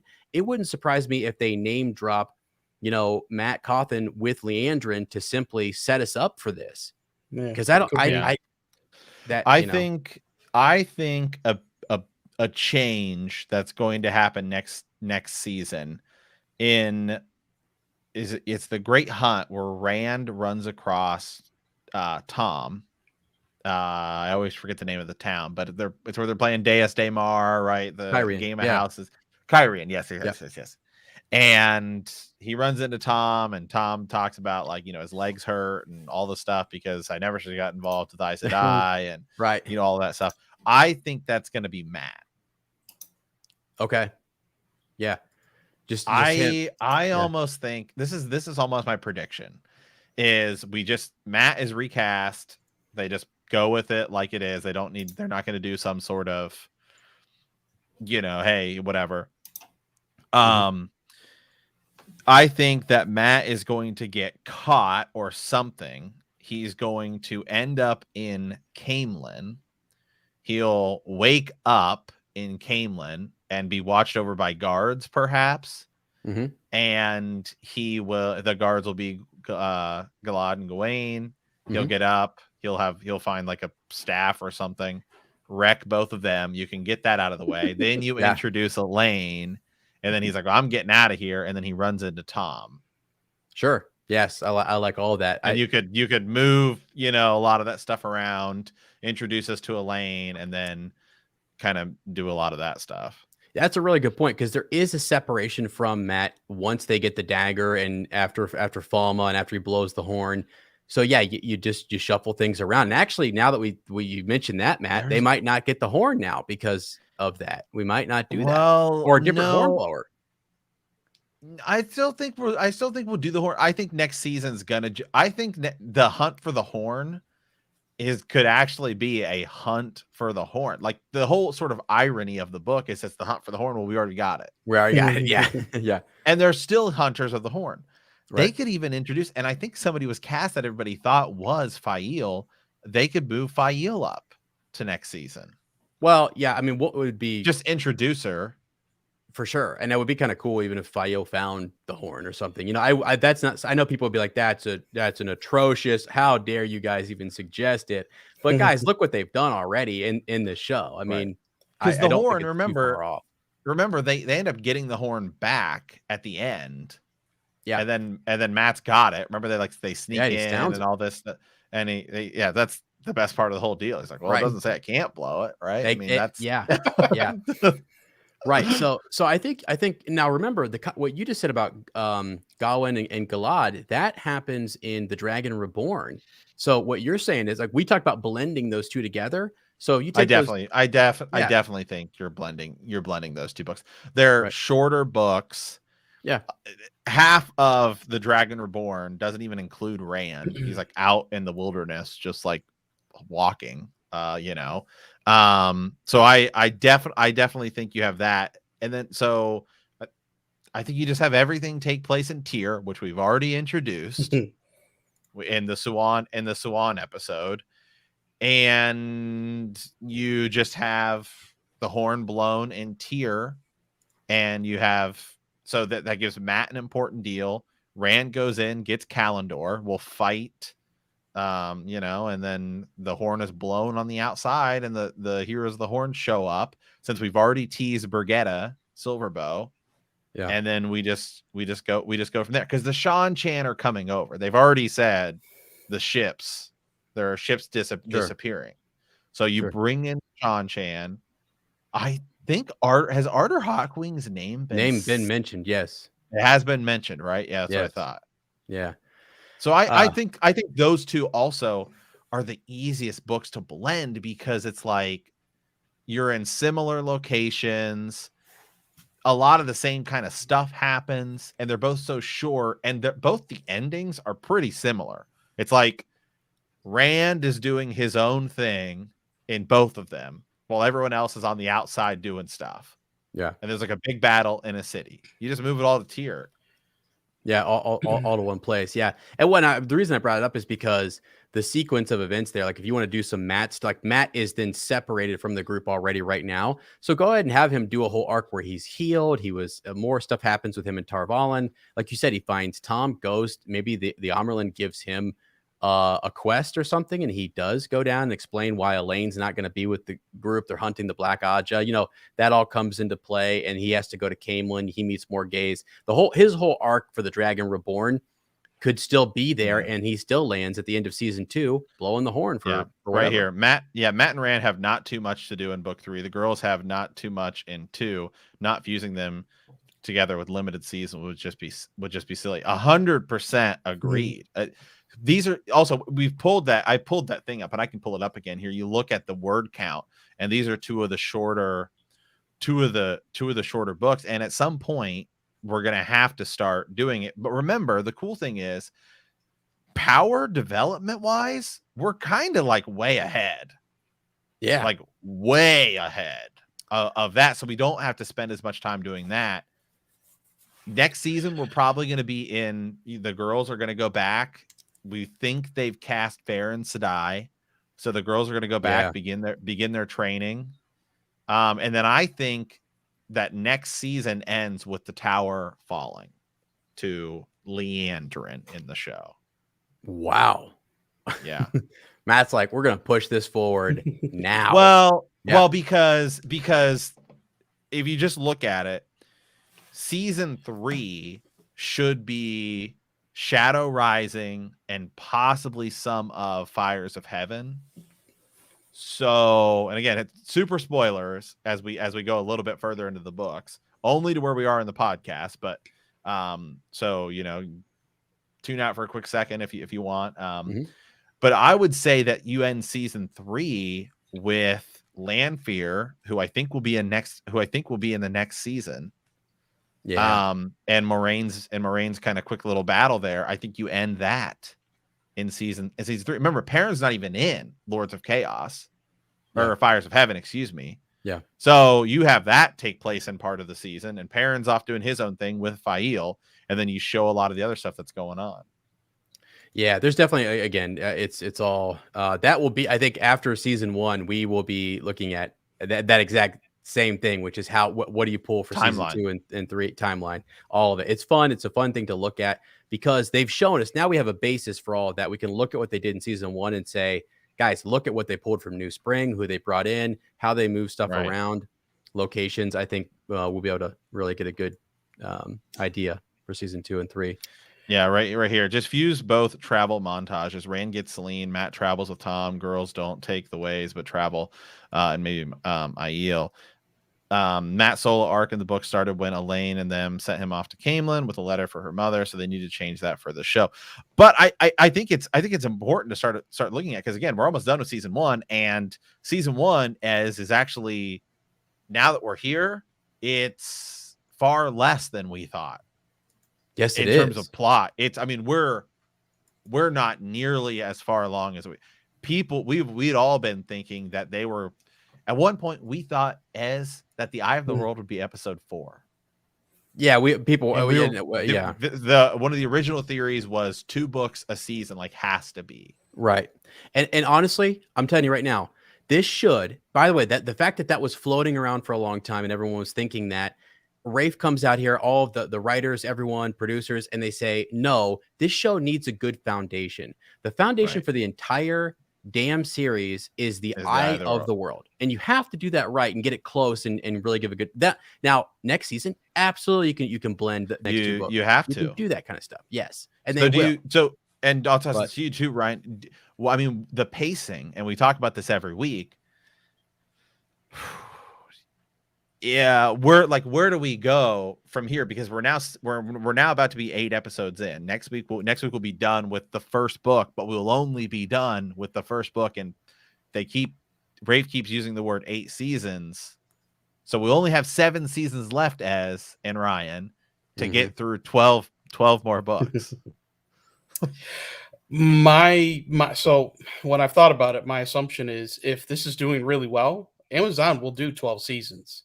I think the idea of right now, or up to this point, they've said we're going to do 8. That's kind of, which is still a lot, when you're talking about future investments. But if this is taking off, I could see them saying, yeah, we can go an extra 2, 3, 4 seasons if that will make sense for converting the books into the show. As far as pacing to do 11 books in 8 seasons, if that's how they're going to do it, I'm sure they can do that. I'm trying to think of, I've only read 8 or 9 of the books. So I'm trying to think all of their big end of the books. If they're going to be the end of seasons, I would have to go back and really look at it and think about it. I think they can easily do it, but I think, just like they can easily say this isn't doing well, we're gonna end this or wrap this up after 5 seasons. I don't think that's going to be the case, but any show would be able to do that. I think they could also say, yeah, we can go hard and go an extra season or 2 or more. I wanted to circle back to something that you'd said when you were talking about the horn. Yeah. So in the book, they find the horn at the Eye of the World after the battle, but they also find the banner, and they also find one of the it's not a lock, but what's the item they find that's from the jail cell? I mean, jail cell is the wrong word to use, but what's keeping the Forsaken locked? I thought that I'd the seals. written it down. Thank you. The seal. Yes. Could not think. Yeah. They find one of the seals, right? Yeah. Do you think we'll get any of those here at the end of this? Because it feels like we're not going to. I think Matt might be onto something when he talks about we may not get the horn this year. It might be next season. That's the point of next season is we've got to go find this horn because we're going to need it for what's to come. Yeah. So my opinion on it, and this is crazy. I don't even, maybe you don't have to mention them or talk about them, but just to have, I mean, I don't know how much it would cost just to literally have the horn, a seal, a dragon banner just sitting on the table and just there. And you just see it. And you just see it. Even if that's all they do, by God, I hope they do it. And here's why I say that. Because this show has shown me, I'm sitting there thinking they're not going to show Nynaeve and Lan getting together. I'm like, nah, they're not going to do it yet. They're not going to go at this pace. They're not going to, they're going to hold off and stretch it out a bit. They are going for it. Like the things that you're sitting here as a book reader saying, I hope I want to see this a bit more. Like in the book, we get a lot about the seals. We get a lot about the dragon's banner and Moraine placing it with Rand. We learn about the horn. In the show, it seems like we want to tell stories, things that weren't on the page. I mean, tell some of what's on the page, obviously, like a lot of it, but we're still getting these extra scenes. So if you don't want to do that, and you don't want to go into all that detail and explanation, I think you just show them and they come up later. And even in next season, remember when we were at the Eye of the World and we found that chest and we didn't open it, you know what I mean? And well, we opened it and guess what we found in it? That's all something they can do at some point. But boy, I hope we actually see those items at the end. Yeah. What would be here? Go ahead. I'll go. No, go ahead. Go ahead. Because I'm going to shift gears. So go ahead. I'll wrap this up just real quickly then. What it would be really cool if they gave us that, like you're saying, and then they say, they get to something a little bit later on toward the end of the episode. They say, when they go to the battle at the Gap and they say, we need to blow the horn. And they say, well, we've got the horn. We've got the chest, right? We saw the chest. So let's go get it. They open the chest and it's not there. And now that's the purpose of next season. We have to find this horn because we're going to need it because the Forsaken are coming out. We're going to need that. Would be cool. We're going to need to call our banners from the past. Yeah. Right. Yeah. That's where I agree. I think we're definitely getting the dragon banner there, at least. If you do see the horn, whatever. There's no way they're not doing the Horn of Valyr. I mean, there's just no way. Like they're not doing it. Like some people are like worried about that. So anyway, so here is the word count per book. And I think this is, we've looked at this before. So here's season 1, which is mostly Eye of the World stuff. Although technically we've already started pulling some character development stuff from some of these other things here. So definitely take a look at that. I think this is your season 2, which is the Great Hunt and the Dragon Reborn. We talked about that. I think those are two easy to blend things. The Shadow Rising and Fires of Heaven, I think could be your season 3.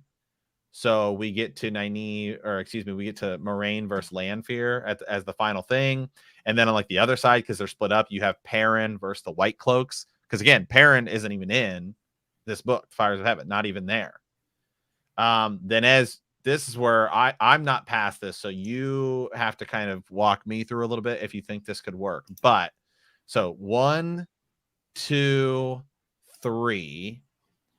Season 4 could maybe be Lords of Chaos and a Crown of Swords.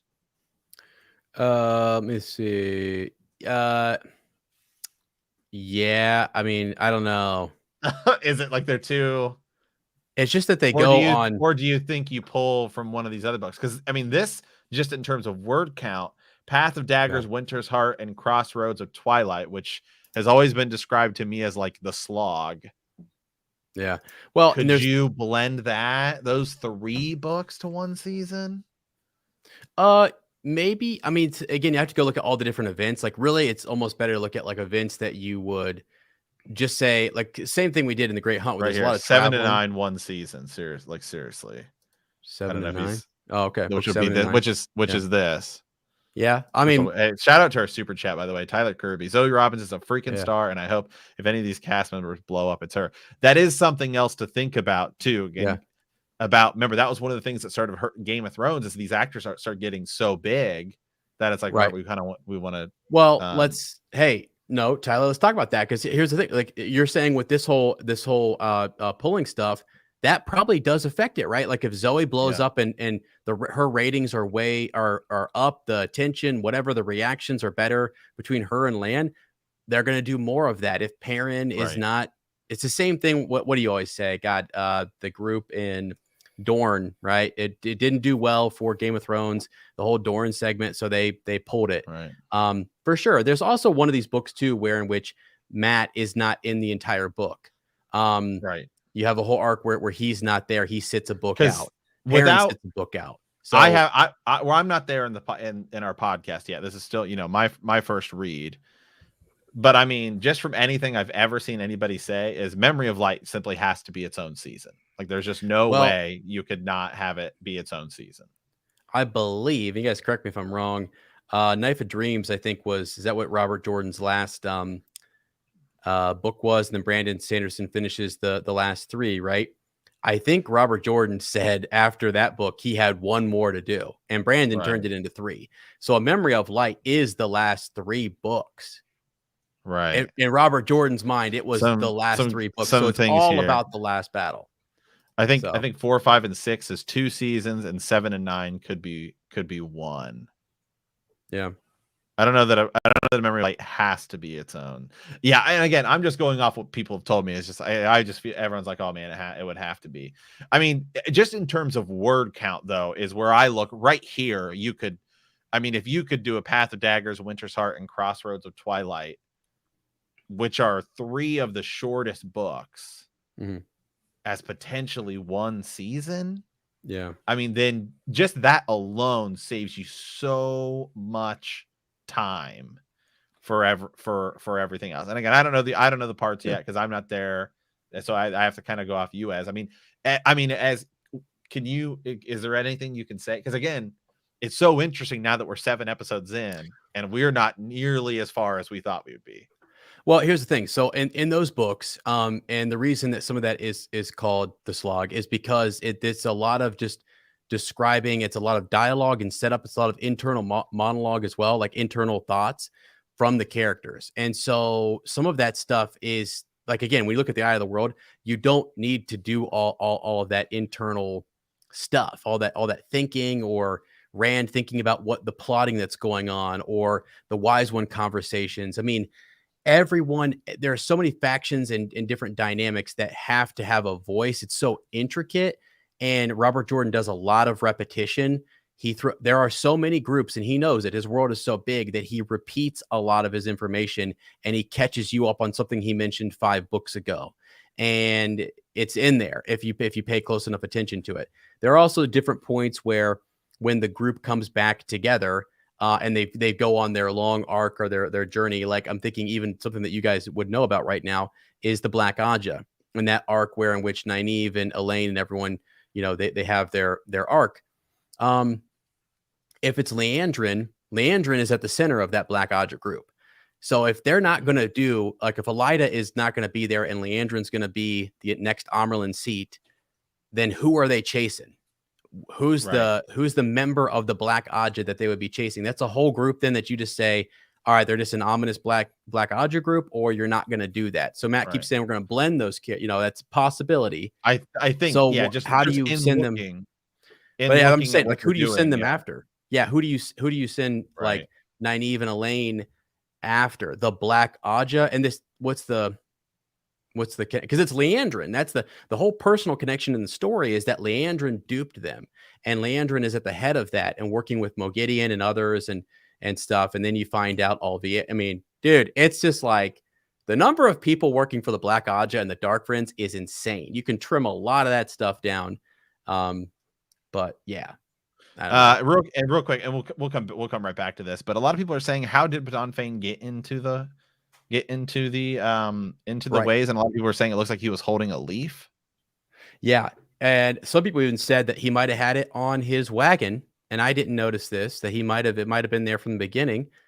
That could be the case. I don't know how he did it, but yeah, that's how they do it in the book.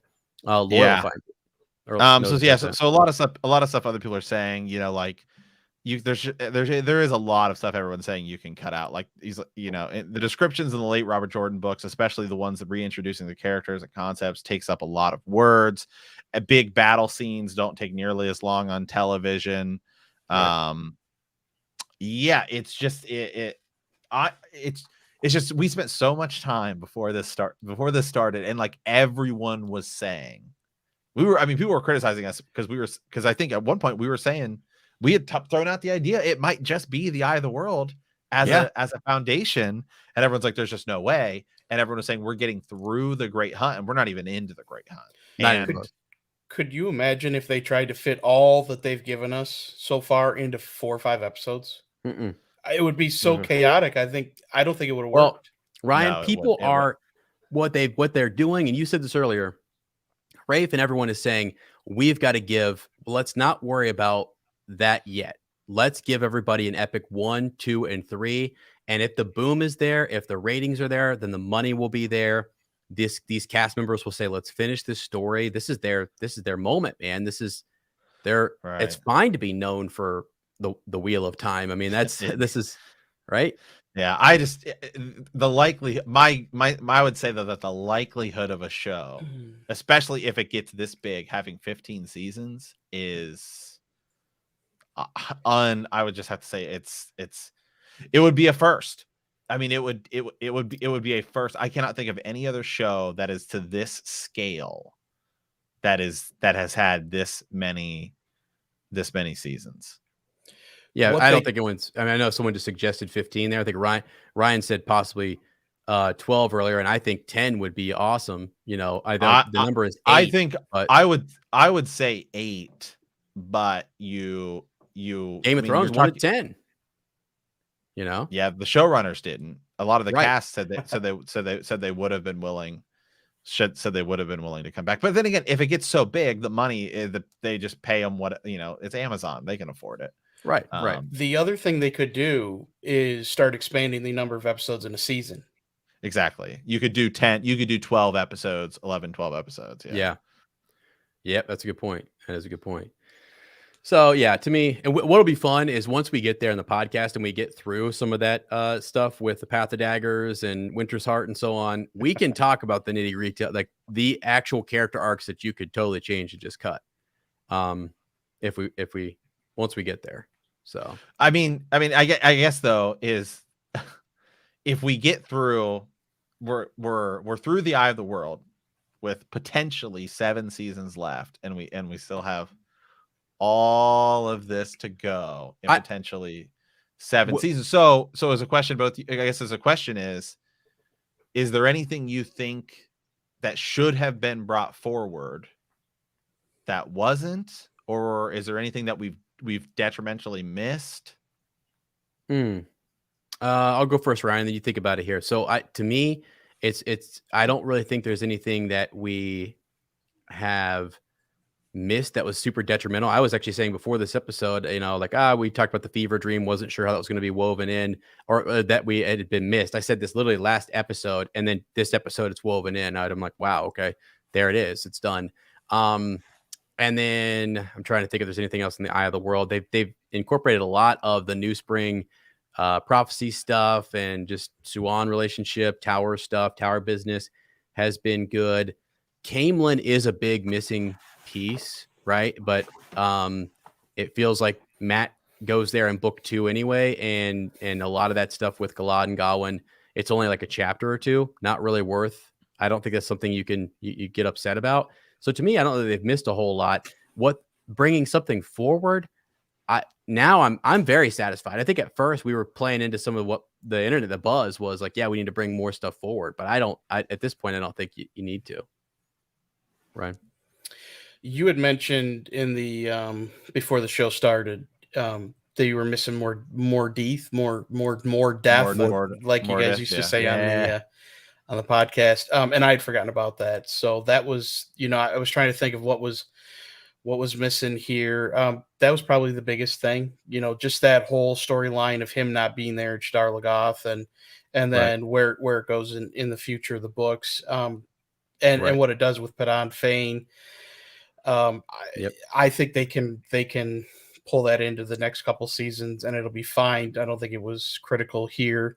I really don't think that they've, now that we've gotten all of the heritage of Rand in this episode, which I really enjoyed that they went back to it in the middle of the episode when they unveiled Rand's father when he takes the mask off. I don't think that they're missing. I mean, there's always going to be stuff you could pick through. I think you guys asked me a couple episodes ago, or maybe after the first episode, and I was bummed that we didn't get that scene from the opening chapter when they're walking home, or when they're on their way to town, and the Murdral is there, and then Rand looks again and it's gone, and that was such a great visual for the beginning of the book to really hook you in. I was kind of looking forward to that for the first episode, and then I was a little disappointed, but it wasn't important. Well, and good point. You brought up the beginning of the book. I mean, Luce Theron in the whole prologue, I think people are still wondering. I think we're getting that next week. Are we going to get that? Yeah. And so again, that's the other part, is we still have this one episode left where we could get a literal crap ton of stuff we don't know. Power scaling and everything.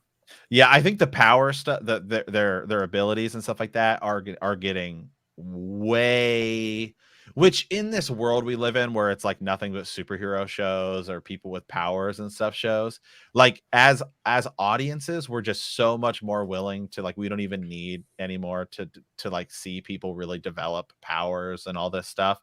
It feels like we're just so willing now to just jump into like a new Spider-Man or a new show. This person has power, whatever, and then we get it. So because I mean, I think like Perrin's learning about like the wolf power and a lot of this stuff. I mean, even where we're at in the podcast, it's like, man, it feels like we're still sort of developing that. Matt's thing is like we still don't even know, and we're in book 6, and it's like still don't really know all the nitty gritty. I mean, Rand is developing and learning all this stuff, but it's like he's the Dragon Reborn, so like just knowing that. Right. Like the difference is just knowing that Rand is the Dragon Reborn. Anytime Rand does something new, it's like, cool, because he's the Dragon Reborn. And so we automatically sort of get it.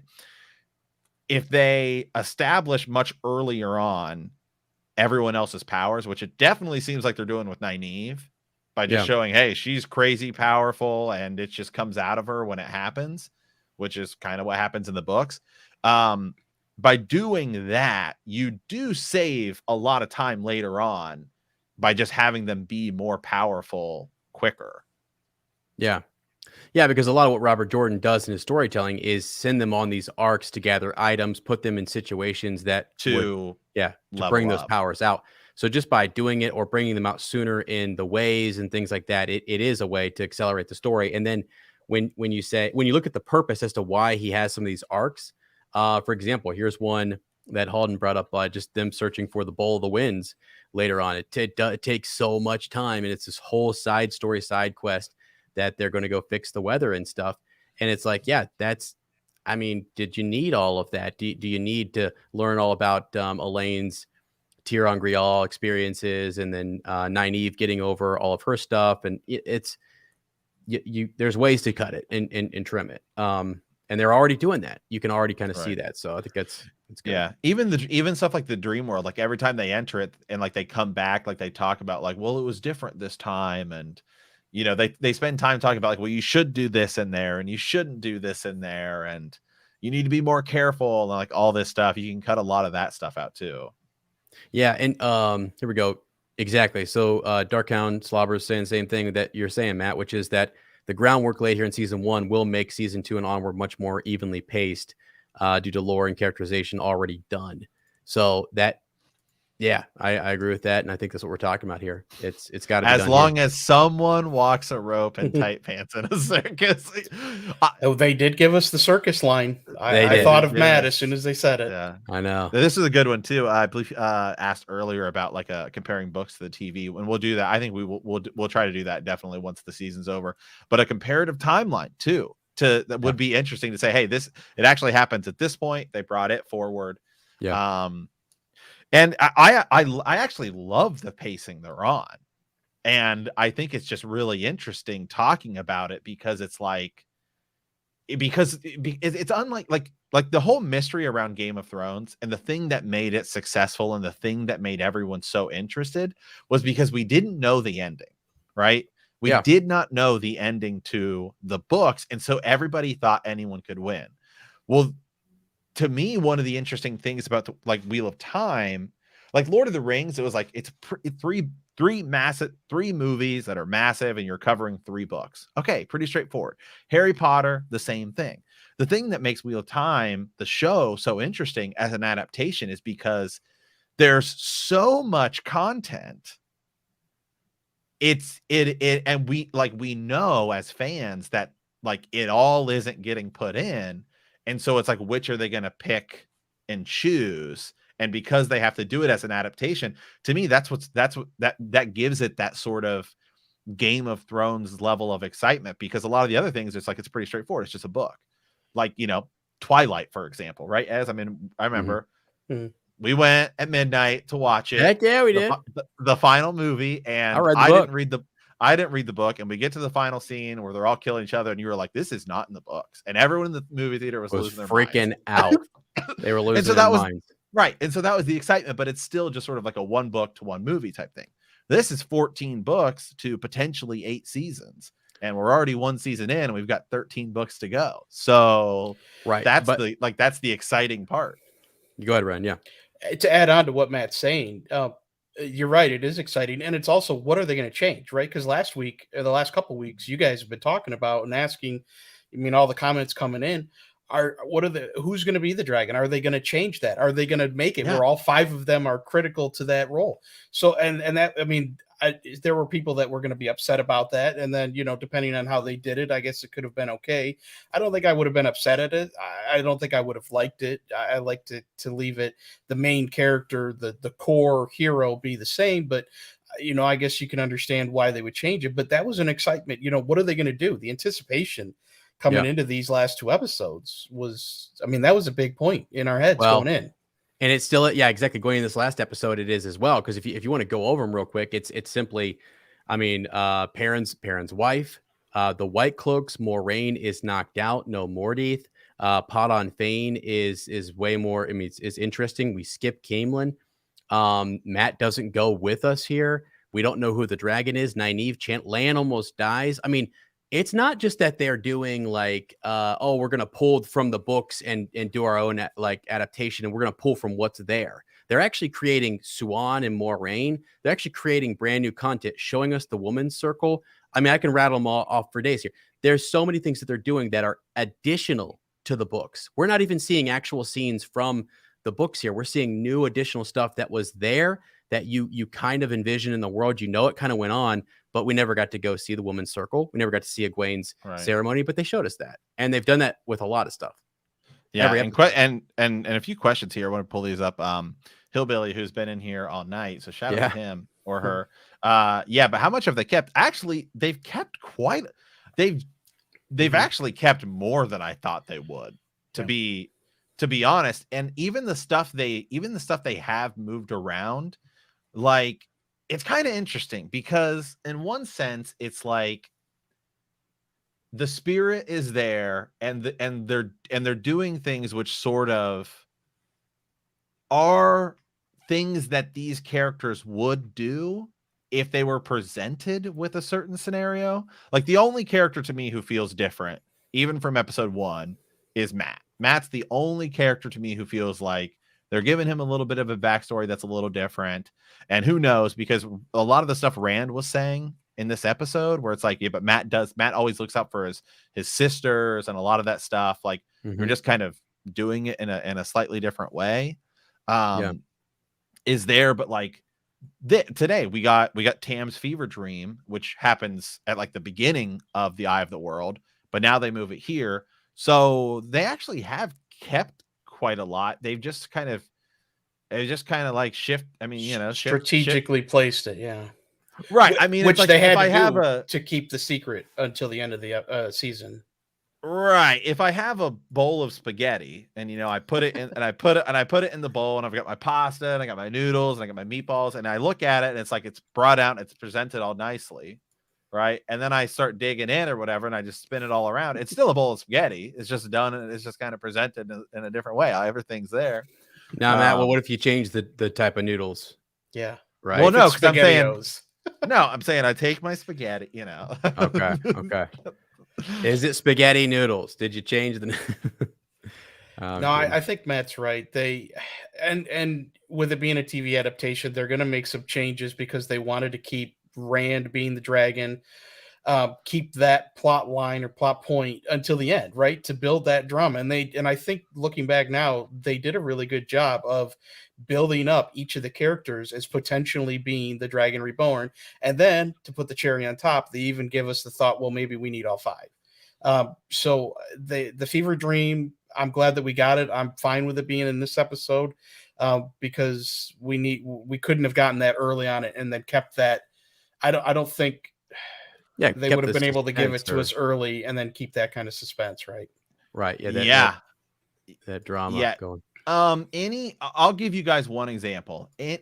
Changes that they've done so far, because I think there was a lot in this particular episode where you're like, wow, okay. That again does lay foundation to shift stuff around later. Like I think the Logain stuff in this season. So with them showing Logain like kill an Aja or kill the green Aja, and then we see a warder like commit suicide, and then Logain and Suwan's back and forth, like setting Logain up this much earlier to like, I mean, just because you don't really see him in the Eye of the World, to be honest. It's like you hear about him, they roll him in a cart and like that's it. And then it's like we don't even see Logain until like book 4 and 5. So we're way ahead on Logain, and it seems like he's going to be a bigger part in the seasons to come. So what about you guys? Any like a change that you really sort of like and think, oh, this will be important down the line? Let's see, a change. I guess I'll go first, Ryan. You can kind of think about it. So changes that I actually like the Dana Dark Friend change, and just addition, actually, if you will. And here's the reason why. The whole Dark Friend stuff, and even Layla, and throwing some pot on Fane, it's the Dark Friend element. There's actually something that's major spoiler, and you guys in the comments might know about this. Lord Agamar and his sister. There's a huge setup in this episode about those two characters and their arcs later on, towards the end of the series. That like his interaction about the Aes Sedai and with the Aes Sedai and all that stuff is telling. So they're setting up some stuff here with like future Dark Friends or the potential for more Dark Friends, or just be on your guard. You don't know who you can trust. I mean, the White Cloaks should be this group that we can trust, but Valda is there, but Jeff from Bornhold is there as well, and we can kind of trust him, So it really, it's that keeping you on your toes. Who can you trust? You should be able to trust this nice innkeeper who is trying to set him up. And there's a lot of, just you guys work for me and I'll get you a place in the kitchens, or I'll let you work in the kitchen, serve some tables, and you guys can sleep here this night. And then she's a freaking dark friend, like that to me is one of the things I was hoping for the most, is keep us on our toes with these individuals. So, yeah. As far as the things that they changed that I liked, I really liked what they did with Rand and Egwene, especially early on, as far as how far ahead in their relationship, or how far progressed their relationship was at the beginning of this show, which I think gives some power to both of their characters as they go through this season, both when they're split apart and then now that they're back together, and potentially what's going to happen in this next episode, and then the future seasons to come as we're introduced to new characters. One of the things that just came into my mind that I was disappointed that we didn't get, and it's another small thing, but I really liked the river ship captain. That whole line when they leave Shadar Logoth, and is it the boys that are on the ship? Yeah, Bail Dolman. Yeah, and they have recurring roles in later books, so I'm sure we'll see them at some point in the show. But that was another thing that I really enjoyed from the books, and I don't think I really thought of much leading up to the season. But it would have been fun to see that. But I understand why there wasn't really a need for it. And as a whole, like in this whole first season, one of the things we've been talking about, and you brought up Bail Dolman, is the missing piece of artifacts, like items, magical items, and items of power, and talking about that more. So I don't know if we're going to squeeze it in here at the very end, but it is something that throughout the whole thing, like Tyr Angrial, Saw Angrial, they're all really important. Matt's mentioned Kalendor, like items being important. Bail Dolman was that guy, the collector who had all those things. Yeah. So. I think two things. To go off what you said, as I do think we will, that's like season 2 stuff, because I think once the girls start their Aes Sedai training, and this is another thing where you can save a ton of time, is once the girls start their Aes Sedai training, you can have a ton of things explained to them that covers a whole gambit of things that get explained to all kinds of different people later. By just explaining to the girls when they begin their Aes Sedai training, like, here's what it's basically like Wheel of Time 101. I mean, here's what a Terra Angrial is. Here's what a Saw Angrial is. Yeah. Here's who the Forsaken are and why each one of them and why they're, there's so much you can do by when they start training that it like explains so much lore going forward.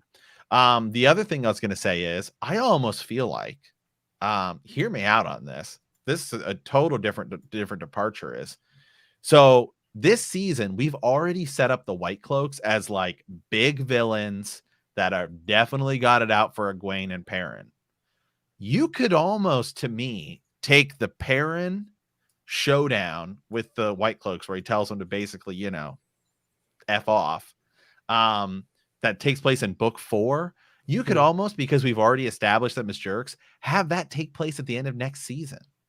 Now, this would totally kind of shift the timelines around, but if next season is the hunt for the horn, you could introduce Fael next season and then have Perrin and Fael by the end of the season get married, be at the 2 rivers, and tell the White Cloaks to F off while everyone else is doing their own thing, because maybe this whole Egwene Perrin thing is to grow some dissent between Rand and Perrin to where there's kind of, hey, man, they got to split apart. They've got a little bit of friction.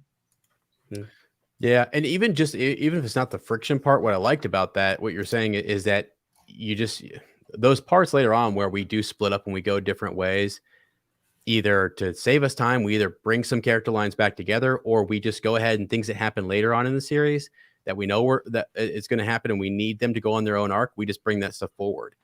And we cut like people who are together early on in books 2 and 3. And if you want to do an arc like that, like Matt's suggesting with Perrin, that's fine. Then Rand and Matt and everyone else still just do their thing in terms of, going to either Falma, chasing the horn, or going to Tyr. Yeah. So yeah, some comments here. Yeah, Perrin is the one that's not needed at any of the endings, but you also get a whole book of him not being here to fill, so putting stuff forward for him. And then another comment here. Yeah, and then we wouldn't have to spend 2.5 books on a Fail kidnap story. So you know, yeah, so definitely all pretty interesting. right, yeah. Man, guys, I'm like clicking back through here. Pot on All right. Fane is in this episode way more than we thought. Wow. I just kept clicking on it, and he's sitting in there like on the side. It shows you the actors who are on screen. Pot on Fane, bro. It's like you click through and it's like they keep saying Pot on Fane. I'm like, where? I don't see him. Right. He's in there though, and I just found him one more time. I was like, holy smokes. Yeah, I'm gonna have to go back and rewatch, and I think this is probably an okay place to slow down too, because guys, this is absolutely crazy. We had at one point like 200 and some, like 220 people in here. Yeah. That is absolutely insane. Thanks, While guys. we were in there, I know we got a super chat. We already had some more patrons. Like seriously, Yeah. thank you guys all so much for listening and coming on and hanging out with us. We absolutely appreciate it. And next week is the season 1 finale, which is crazy. Yeah, hey, to think about. It is crazy, and it's gonna be an epic episode. Ryan, we definitely need you back because Oles will be in Germany. It is 1:00. By the way, everyone who is over there right now, it is almost, my God, 4:00 in the morning right now. So Ez is gonna be dead tired. I've already told my girlfriend it's the final episode. She's been watching, by the way, and she is locked in on this show, and she thinks it's awesome. And she's speculating. She's never read the books. It's really kind of cool to have someone with you who is like enjoying it, and you're like, all right, come on, you can't let's not steal all of that joy from them because they're having such a great time in it. So Ryan, I will need you next week. I mean, I'll be on, but my God, it's gonna be late. Yeah, absolutely. And guys, we'll probably have to do another one at some point next week. Just like recap, a preparation, and then we do more. We definitely want to bring more people on.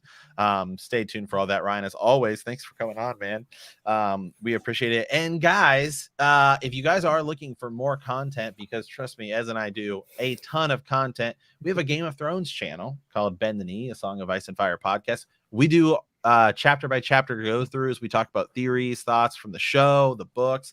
You can check that out. We go live over there. We have a Star Wars channel called Hyperspace Hangout. Same thing. We go live over there all the time. It's kind of our new thing. We just started a Harry Potter podcast going through the books there. There's like the Harry Potter tribute and stuff like that coming out. It's called The Elder Wand.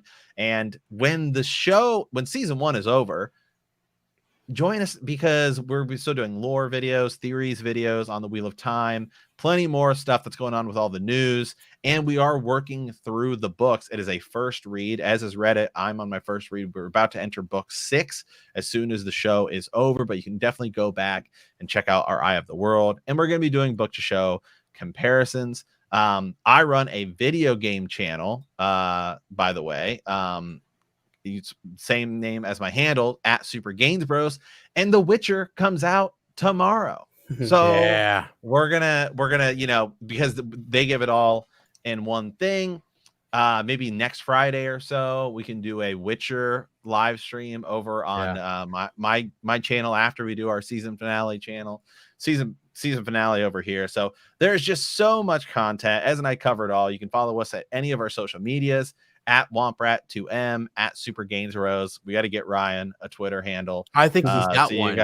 See you guys. He does actually. I found him. But we need to get him a little more active so you guys can absolutely check out all of that, guys. I'm gonna go watch it again. I'm gonna watch The Witcher tomorrow. I'm gonna watch Spider-Man this weekend too, because Matrix is next week. The Matrix is next. I already had The Expanse. I already had to look at the spoilers for Spider-Man because I just wanted to see if certain characters were in it. And let me just say, all I know is that Spider-Man looks freaking amazing. That's all I'm going to say about it. And I'm so pumped for that as well. So anyway, we appreciate you guys coming and hanging out with us. And remember that the grave is no bar to our call.